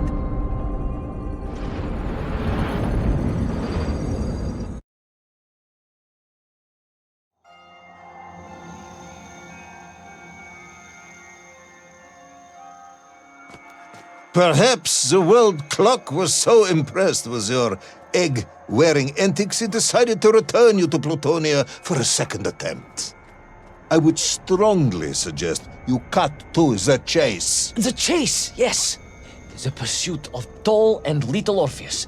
I stood there with the resin fragment in one hand and the blasting cap in the other, and then, just like that, a clock began to ring. The world clock? No, General, an alarm clock. My Slava alarm clock, in fact, given to me by Auntie Marsha. The one who married the beef investigator. The very same. And the moment I saw that clock, I knew what I had to do.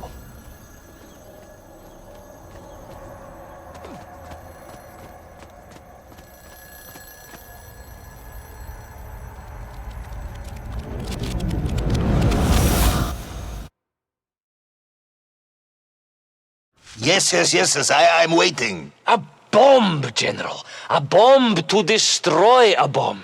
So, you decided to build a bomb, eh? A bomb to destroy little Orpheus. It was a simple plan, really, General. Yes, you are very fond of your simple plans.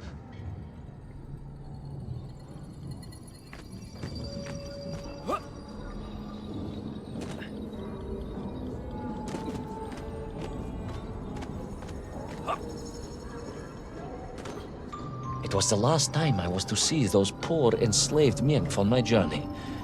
As they scurried in agitation around the base of the rocket drill, now a dreadful weapon of war in the hands of a madman, I was reminded of my mother. Your mother looked like a nymph? That is extremely disrespectful, comrade. No, I meant I was raised by my mother from an early age, of course. My childhood memories of my father were all too brief. You are rambling, Comrade Privalov. Time is running out. Dieni Rezinovi. Time will run out for us all, General, will it not?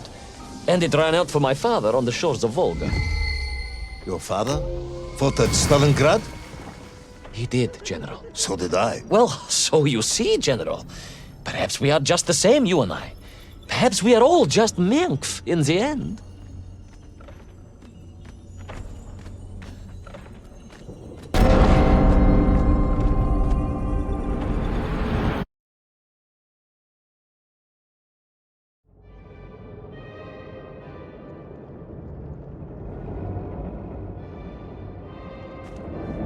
What possible use in the construction of a bomb could be found in the belly of a giant whale? Were you perhaps planning on using a worm as a fuse? That would be ridiculous, General. I would hate to undermine your otherwise entirely plausible account. You forget, General. The belly of the beast was full of shipwrecks. And on one of them, I was bound to find what I was looking for. Fuse wire.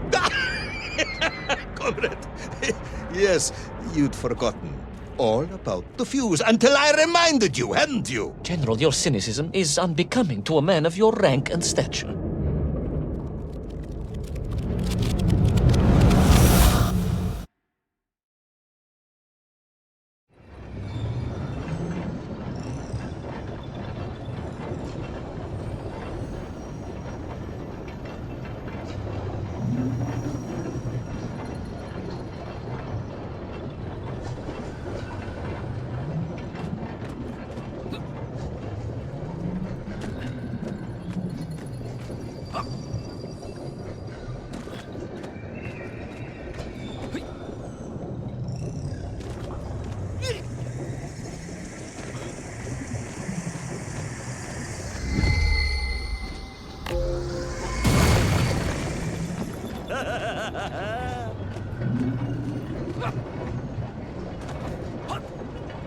The clock was now ticking, General. Literally.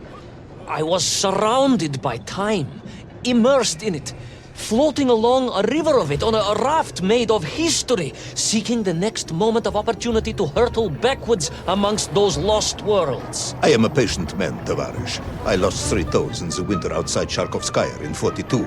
A drunken dentist removed 2 frostbitten toes and 1 perfectly healthy one.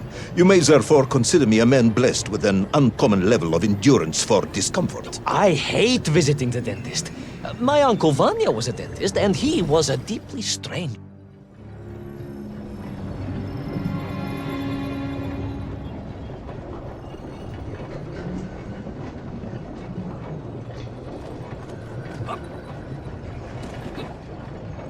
The clock was now ticking, General. Literally.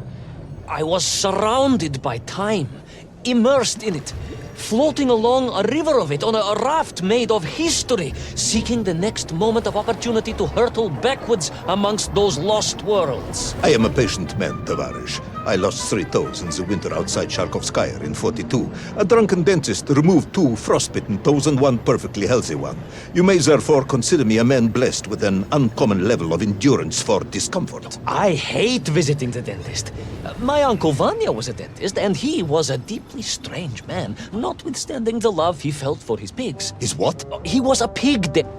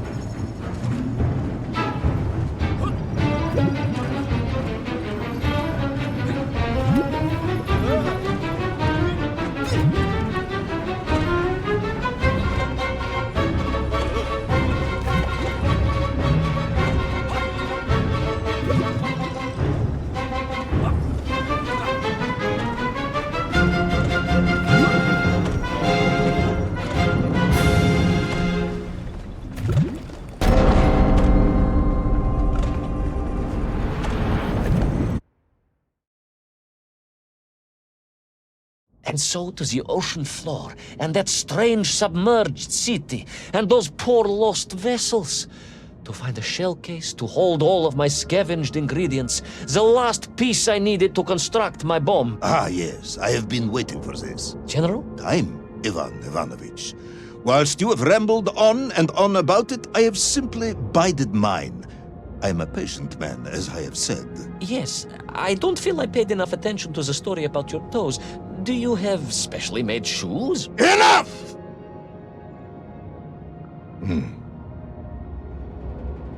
Now I have your full attention.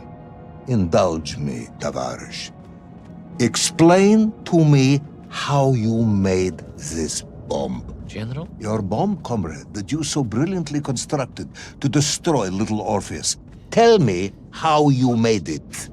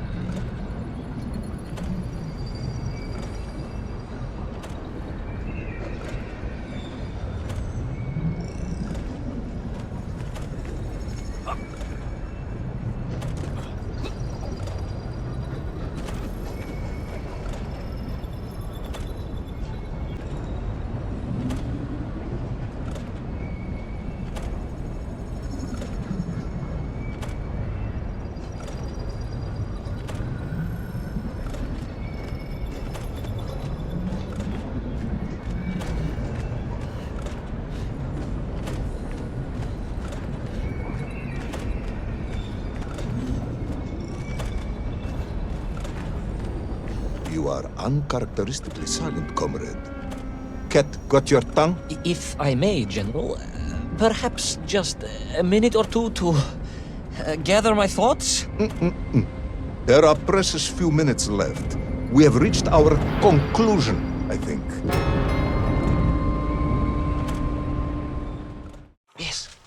Yes, we have, General. I gazed up at the world clock and knew I had arrived at my destination. Whatever lay inside would see my journey end one way or another. But I had no idea of the marvels that awaited me. And The bomb, Ivan Ivanovich! Tell me how you built the bomb! it was a wonderful sight. The world... It is 2 minutes to midnight, Ivan. It is time to end this story.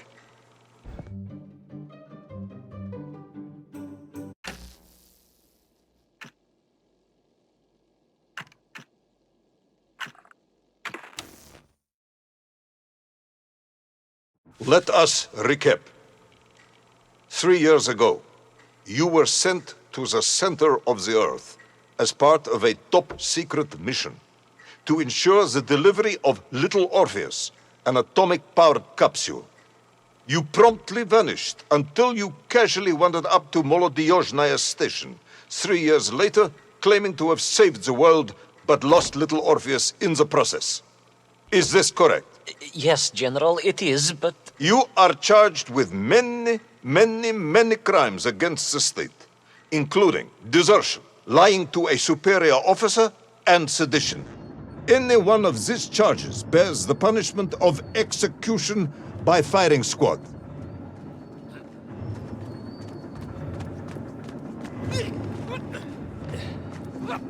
General, You must be reasonable. I did my best. It's all true, I swear. I swear upon the lives of my family. Oh, do you?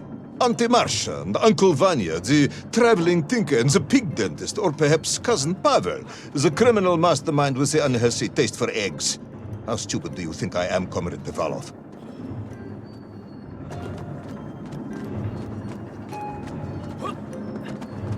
Subdayu, it is all true. Maybe your toy maker, or was it watchmaker, Faza, who apparently taught you all he knew, despite being killed when you were less than 5 years old. I was a fast learner? You have precisely 1 minute to convince me not to summon the guards, and have you shot on the spot. A minute? A lifetime. It's all I need, General.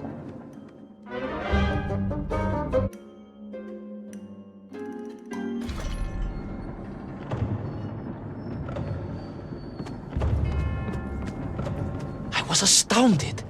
My father, I told you, I think I told you, he was a toy maker, and he often played with clockwork parts. Tavarish. But this made all those childhood wonders pale into insignificance.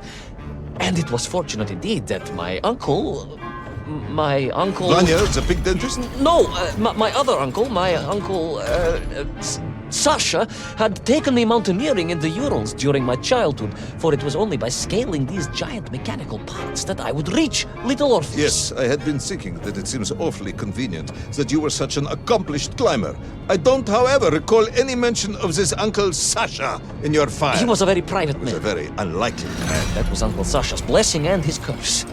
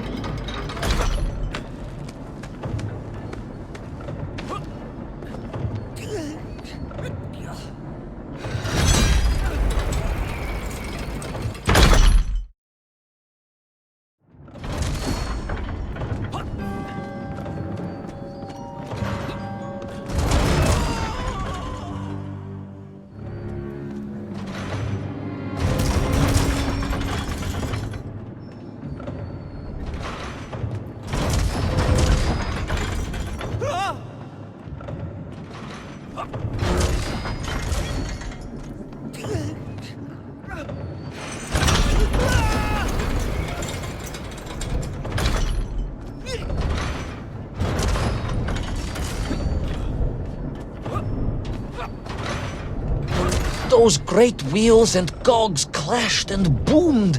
The vast hands of all time crunching forever and ever around. Ivan Ivanovich. Pendulums and springs and great big wheels and tiny little wheels. Tavarish Privalov, stop! Though at least the Myenk were not here, especially as they seemed to infest the world below the surface. Myenk everywhere. Myenk. Many Myenk for plenty. Myenk. You are babbling, comrade. Enough.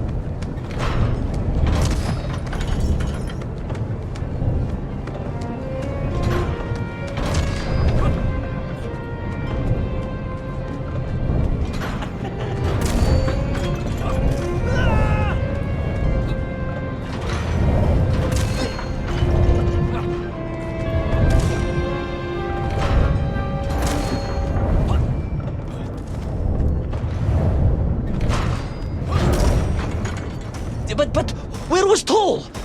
Aha! High above, on the clock face, perhaps, with his radios and his crystals. Now, if I could just reach him, I could use the bomb. There is no bomb. You have no idea how to make a bomb. You have no idea about how to do anything one might actually expect of a cosmonaut. The bomb? Ivan Ivanovich! General? Time is up.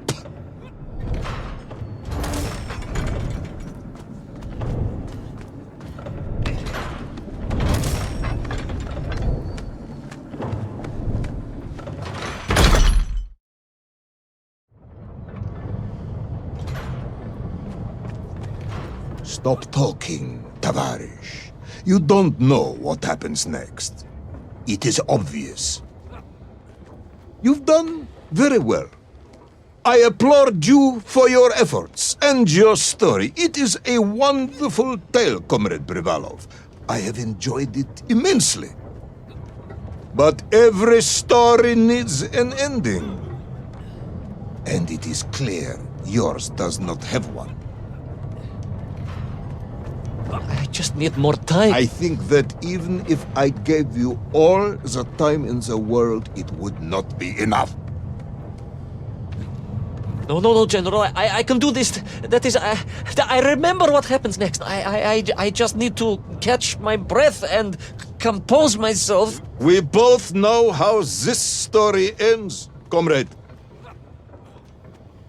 But little Orpheus, you haven't heard what happened. We will find out soon enough.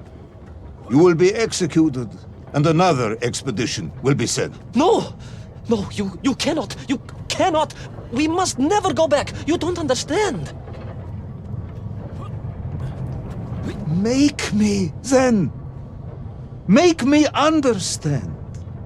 I am a kind man, although you may not believe this. I do not want to have you shot. So help me. Make me understand. Tell me what happened to little Orpheus.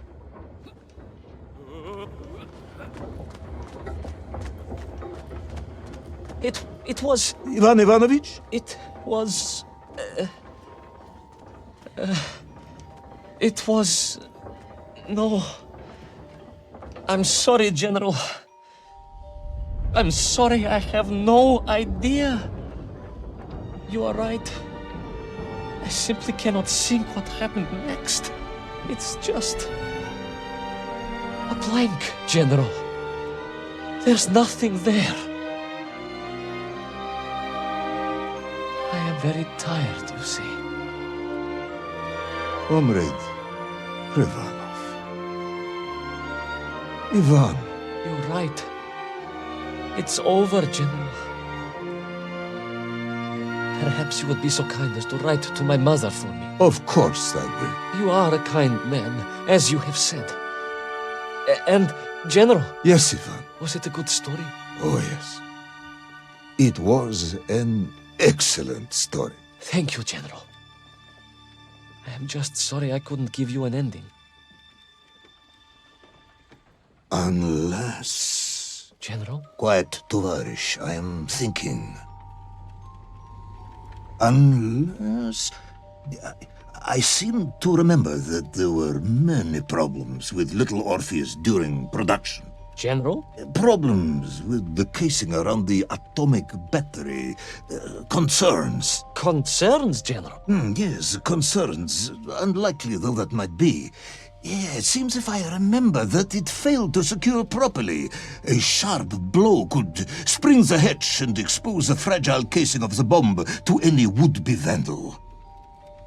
I'm not sure I follow you. A resourceful yet forgetful hero might, one would think, take advantage of that fact. But how, General? Where would I find something to strike it with? The son of a watchmaker would easily find something within a giant clock mechanism that resembled a hammer, surely. A hammer?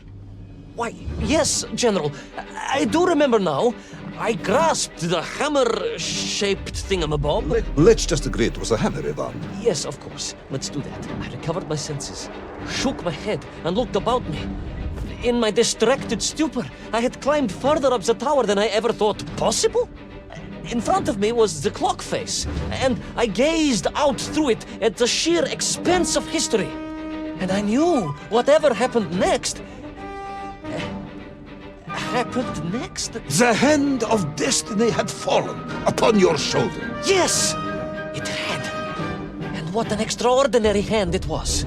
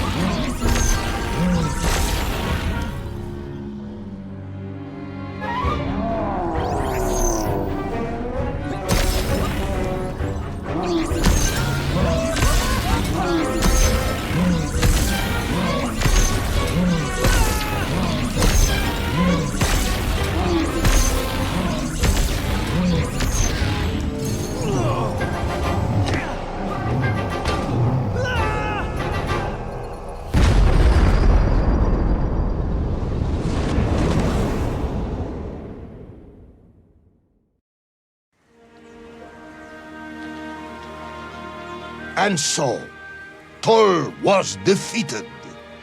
Little Orpheus destroyed, the bomb lost forever. Not just that, General. In that moment, time sprung back to its proper shape, and I found myself once more in Plutonia, the start of my journey. But the wound in the interior sky was gone. The drill was gone. It was as if I had never been here. And they were nymph, free and happy, without the tyranny of toll, free to pursue their simple lives. But we can never go back? Never, General. One drill, one metal sphere, one lone cosmonaut was nearly enough to destroy time and unleash the tyrant toll upon our world. Who would think an innocuous beeping radio housed in a ball of metal could change the world so dramatically? Who indeed? But tell me, what of you? And what of your return to the service? I stayed amongst the Myenk for as long as I could. But I came to realize they had begun to worship me as a king. No, General. I am a good socialist and could not allow this workers' paradise to become corrupted. And so I left that wonderful land for the last time. And then? And then I walked. For 2 years I wandered, always looking for a way home, through lands and worlds almost beyond imagination. Until one day I emerged, blinking into sunlight, and realized I was home. Until one day I emerged, just like that? You just found your way back to the surface? Well, General, it was a little more complicated than that. There were great obstacles to overcome, and terrible challenges to face, and incredible lands to explore. Enough, Ivan. Little Orpheus is lost forever. The interior is sealed. You have returned with a story of socialism, triumphing over incredible odds. It is, as I said, enough for one night. Enough for my report, at least. General, if I may... Comrade Ivan Ivanovich Privalov, you are found guilty of all charges brought against you and sentenced to execution by firing squad. However, having listened to your story, I believe you are quite mad. In other words, I find your madness guilty, not you. And we cannot execute madness. And indeed, there are lessons to be learned, even in the depths of this madness. Perhaps the Americans were right to send the chimp after all. So, General? Get out of my sight, Ivan. Go home. Enjoy a state pension as a madman. Just make sure I never see you again. Yes, General. Of course, General. Anything you say. I shall be small and quiet and live a life without excitement and... Out! Until one day I just emerged. Oh, very good, Tavarish. Very good indeed.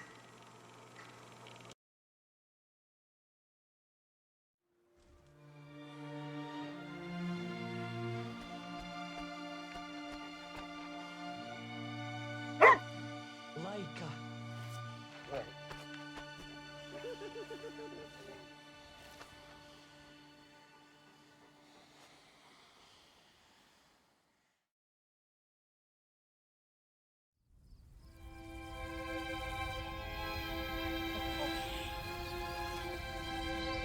Who's the best space dog? Oh, где моя хорошая, хорошенькая моя, ты просто космическая. Eh? Who's the best hairy cosmonaut? It is indeed a lovely sunset, and it reminds me of the skies of Peru. I didn't? I never told you about the wonderful Sky City? Well, it was an extraordinary place, but one filled with dangers. Well, it might have been simple for you to cross it, but you were in a space capsule. I had to rely on my own 2 feet, my noshki. Feet which, I might add, had just crossed the interior, beaten the villain Toll, and helped inspire the Myank to a workers' revolution. Oh, that's all very easy for you to say, but your idea of civilized behavior is licking your own bottom in public. No. My adventures above the clouds were filled with untold dangers, death-defying escapes, and some really quite extraordinarily large bielorybitsa. And it happened like this.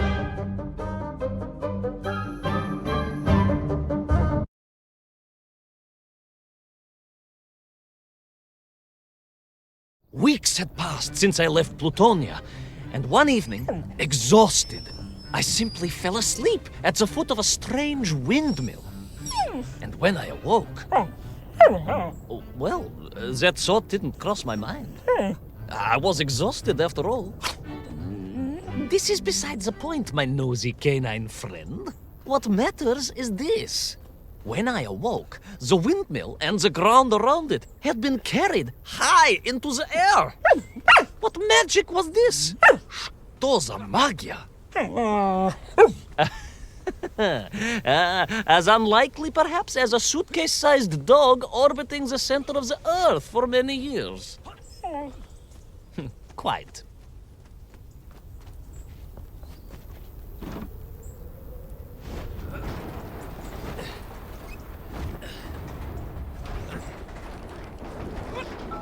Quick as a flash, Kakmonia, my training leapt into play, and I began to paddle the strange contraption through the clouds in search of answers. It is entirely possible that a miller who owns a windmill capable of levitating high into the air may also own a flying machine. Oh, now you're just being silly.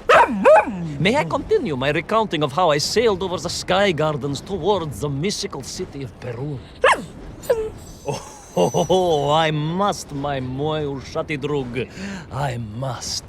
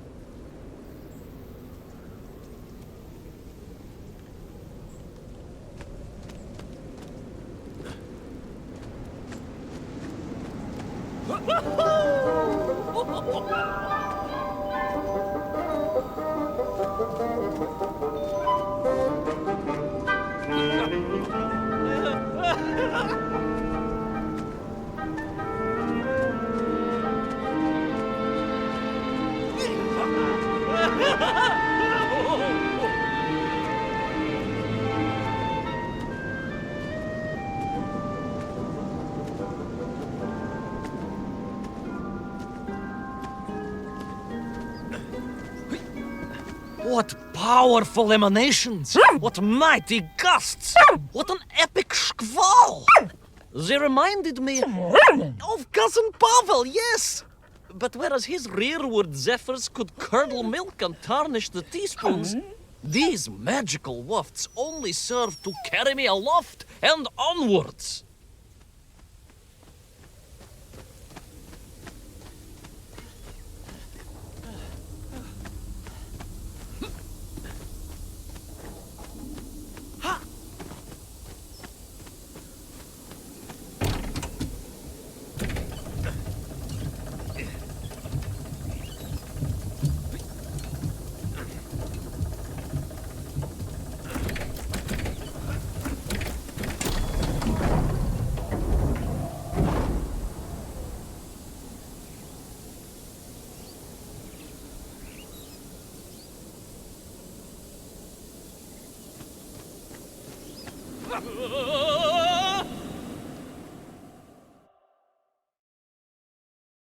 But something was afoot in the gardens of Perun. This horrid muck staining the surfaces and making my nose curl. Yes, it was positively Pavelian in scent. But it did not belong here. I think I once told you of Auntie Masha's passionate encounter in a cable car with the manganese entrepreneur from Chiatura. Now, Auntie Masha told me that there was a disagreeable stain and smell all around those factories and smelting works.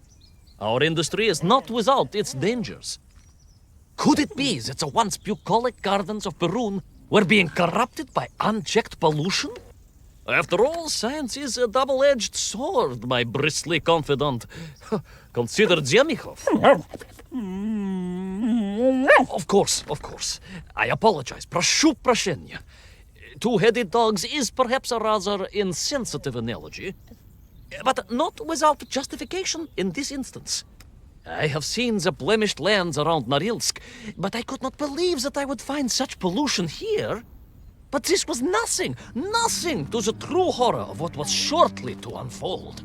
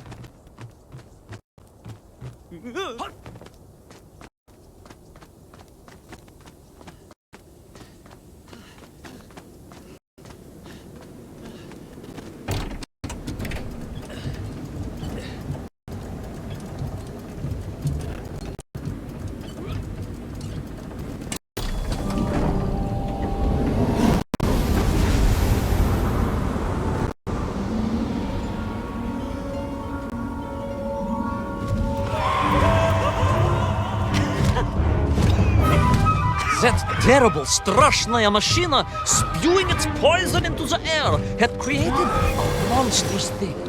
A being. A malignant spoiler of the noble and pure. And it had taken on the form of its prey. Well, of course. Ну, конечно, I was the prey.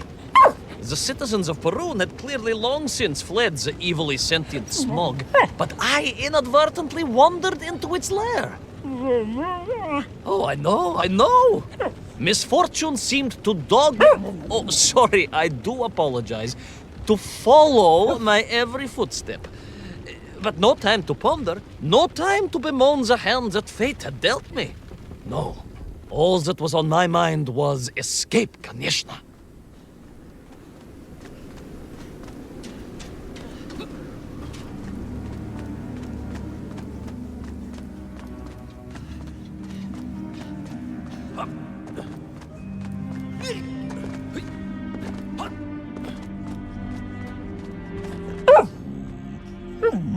Yes, it was most interesting. The windmill seemed to be from an earlier age.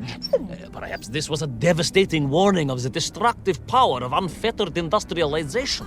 I most certainly had not forgotten about the windmills. I did not get carried away. You are missing the point. Perhaps because you are only a small dog. Oh, a brilliant, brave, spacefaring dog, of course, but a small Sabashka nonetheless. If you perhaps listened more and interrupted less, I am just getting to the explanation of the windmills.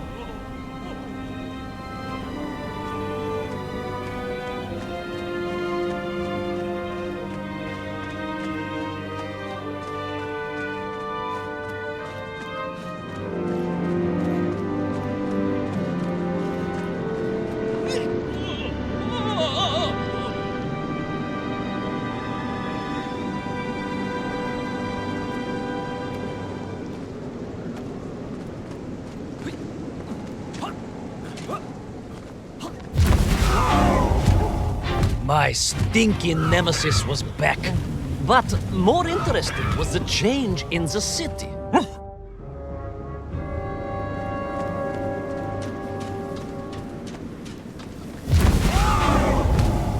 My stinking nemesis was back. But more interesting was the change in the city. The windmills were fading out, clearly obsoleted, mothballed, relics. Instead, a sense of an obsession with power was apparent. Vast engines, terrible machines, ever hungry and reliant on the rapid consumption of fuel, the production of toxic fumes and choking gases. Pride, my pushisti compadre, pride, ambitia, ambition, the dark side of science. Zemechov's had too many. Don't be ridiculous, dog. Only a durak with the intellectual capacity of a ringworm would think windmills are in any way harmful.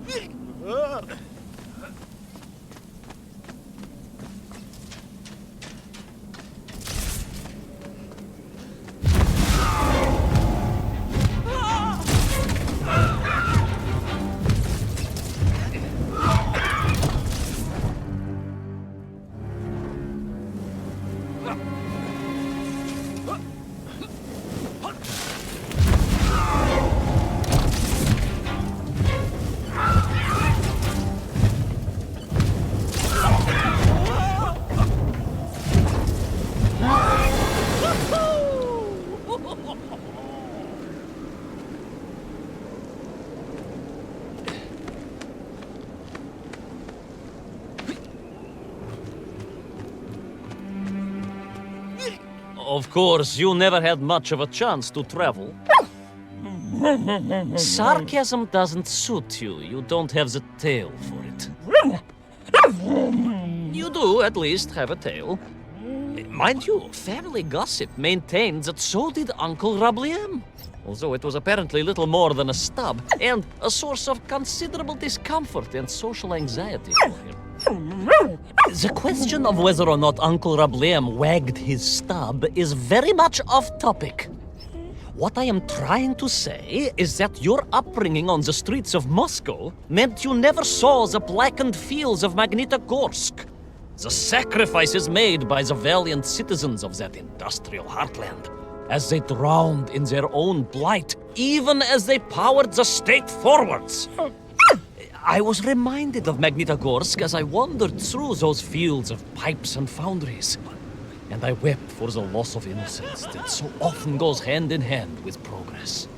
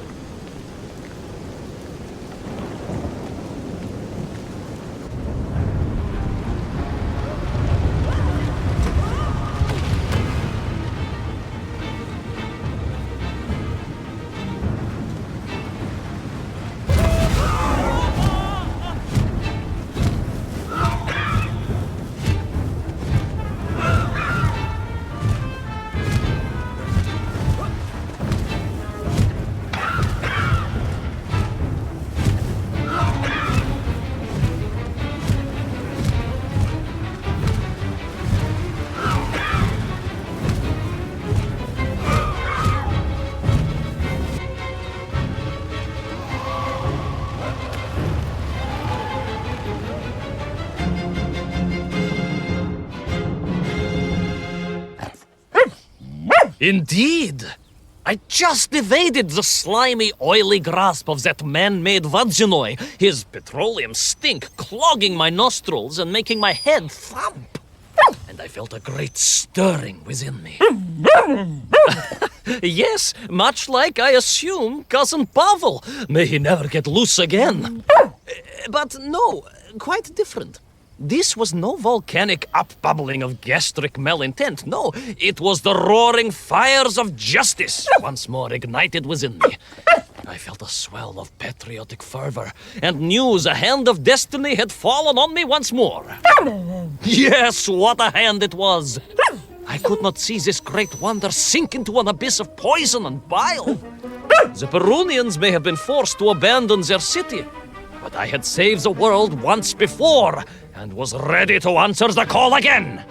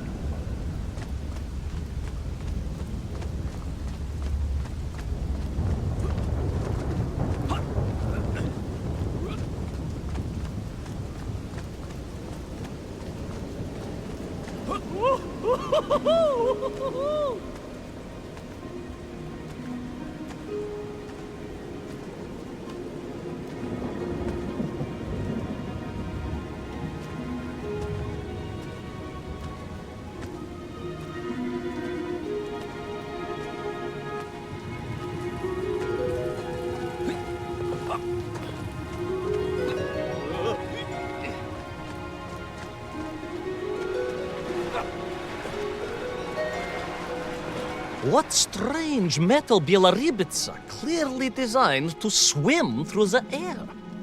I was amazed. And there was more. Beneath the fins, I spotted the apertures of hoses and was reminded of the time Auntie Agrafina devised a contraption to water all of her copious algae beds simultaneously with one flush of the toilet by a system of pipes and valves that ran throughout her house. Можно так сказать, in a manner of speaking, yes. Her algae were most irrigated, although her neighbor Victor was washing his trousers in the sink at the time and was bruised quite severely about the face and body. But these were no ordinary flying metal fish. They were designed to expel air, fresh air, and push back the polluted clouds.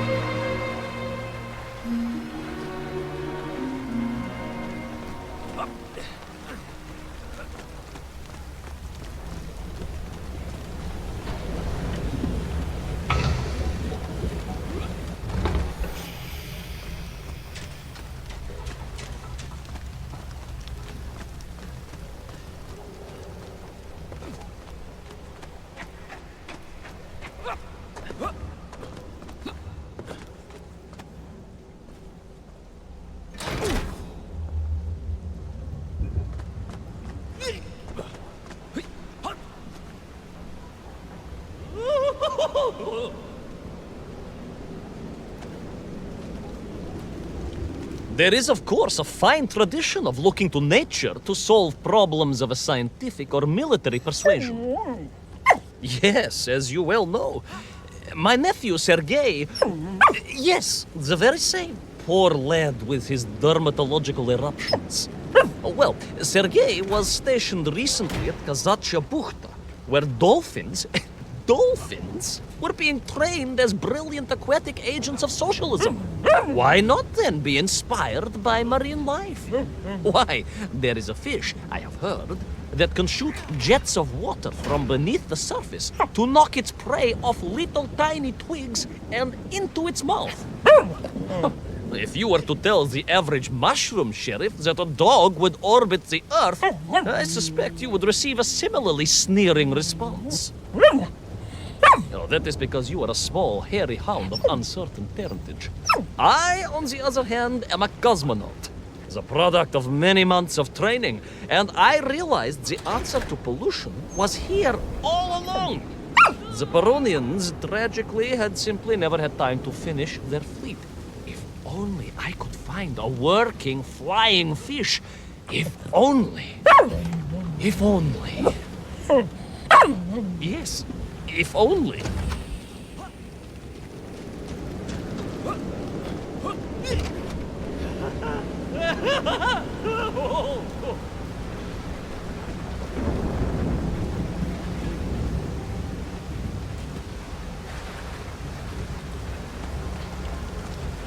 It made perfect sense, of course. The poisonous tuhata that engulfed Barun was like a nasty cold. And you know what to do with a cold to rid yourself of it. You may not get colds, but nor can you operate pea-shelling machinery. So don't get ideas above your station. We humans, on the other hand, may produce up to 16 million perfectly unshelled peas in an average shift. But we are martyrs to our sinuses. But to clear them, aha! These are remedies we Russians have been perfecting over the long centuries of harsh winters. Onions. A quick snifter of onion oil will clear your head faster than a Pragviev can clear a hypothetical minefield. Yes, if I could find a functional fish, I would become that onion.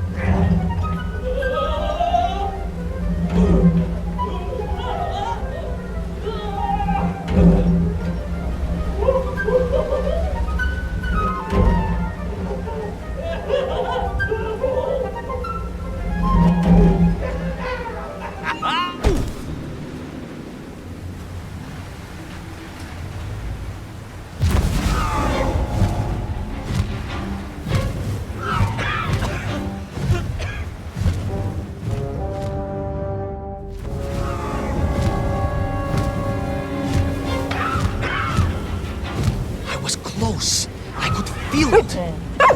Yes, the working fish, the ribka. I could feel I was at the heart of Perun, and my noxious pursuer had renewed its chase with a terrible vigor.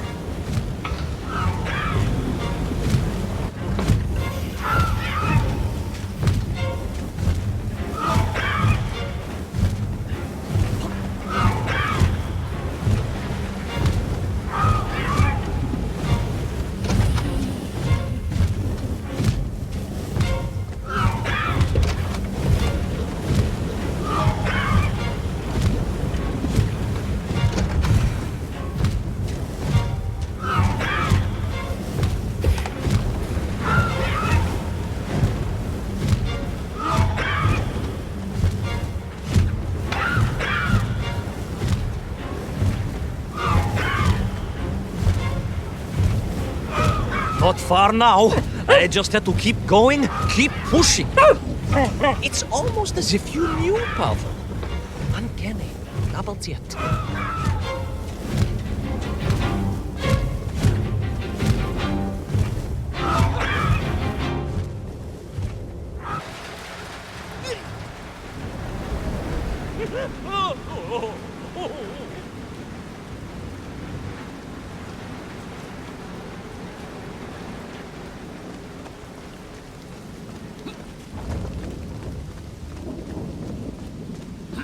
There she was, a beautiful sight, her scales shimmering in the sunlight, her fins poised for action, her onion cannons primed for a great aerial conflict unseen in the annals of human endeavor.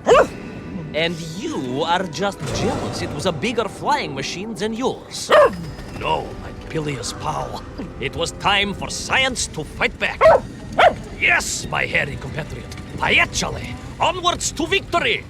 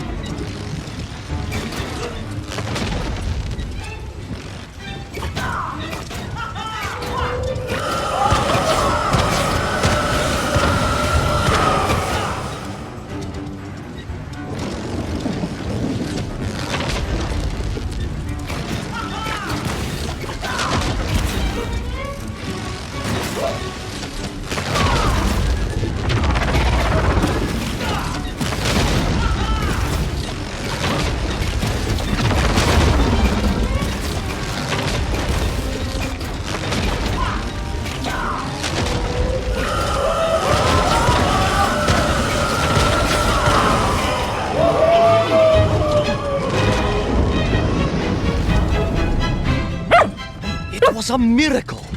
I found myself swooping through beautiful clear skies, the strange interior sunlight gleaming on the sides of my fishy vessel. I heard birds clear their little throats and begin their wondrous gvalt, the wind gently humming on the fins. And then, all of a sudden, under it all, well, you see, in my hurry, it didn't even occur to me to check how much fuel was carried in the strange craft. With a horrible splutter, the engines choked and died. And suddenly we were plummeting downwards towards our doom.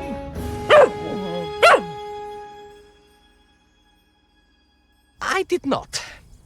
A simple mistake that many have made. Why, my Aunt Agrafina met her untimely demise being late for a fungal sculpting seminar and making exactly the same error. Only, unfortunately, it left her stranded in sub-zero temperatures just outside Pravachitsinsk. She wasn't found until 18 years after her own funeral, but was perfectly preserved. Remarkable, really. It is beside the point, yes.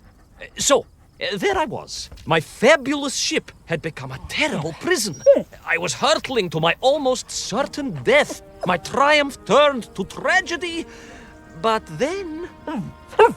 well, you know what happened next. Even so, moi magnati drug, that is a story for another time. A most extraordinary story, of course, filled with dangers and wonders, and canals, and invasions, and strange doorways to other worlds. But perhaps too long a story for now. Yes, indeed, my canine tavarish. Time for soup. Auntie Agrafina's famous borscht. Coming? You know, I think you really did have the happier time in Peru. The benefits of being a suitcase-sized dog in a little space machine, perhaps. Yes, the correct term is indeed capsule, as I told the general once. Why, a letter just the other week. He's thinking of retiring, he says. Yes, and moving to Bashkiria to nurture bees. Bees? It surprised me too. I thought if animal husbandry was to be his passion, it would be a large, manly animal like elk, or bears, or a caban. Perhaps the bees he is thinking of are particularly militaristic. Or stingy, yes. Did you want bread with your soup? In which case, there's half a tin of old beef you could also finish. Somewhat grey, but I'm sure it won't taste awful. Yes, my four-legged associate. Now, did I ever tell you the story of when Uncle Rablien got his stub ensnared in the seat of a wicker chair in the finest fish restaurant in the whole of Taliatsia?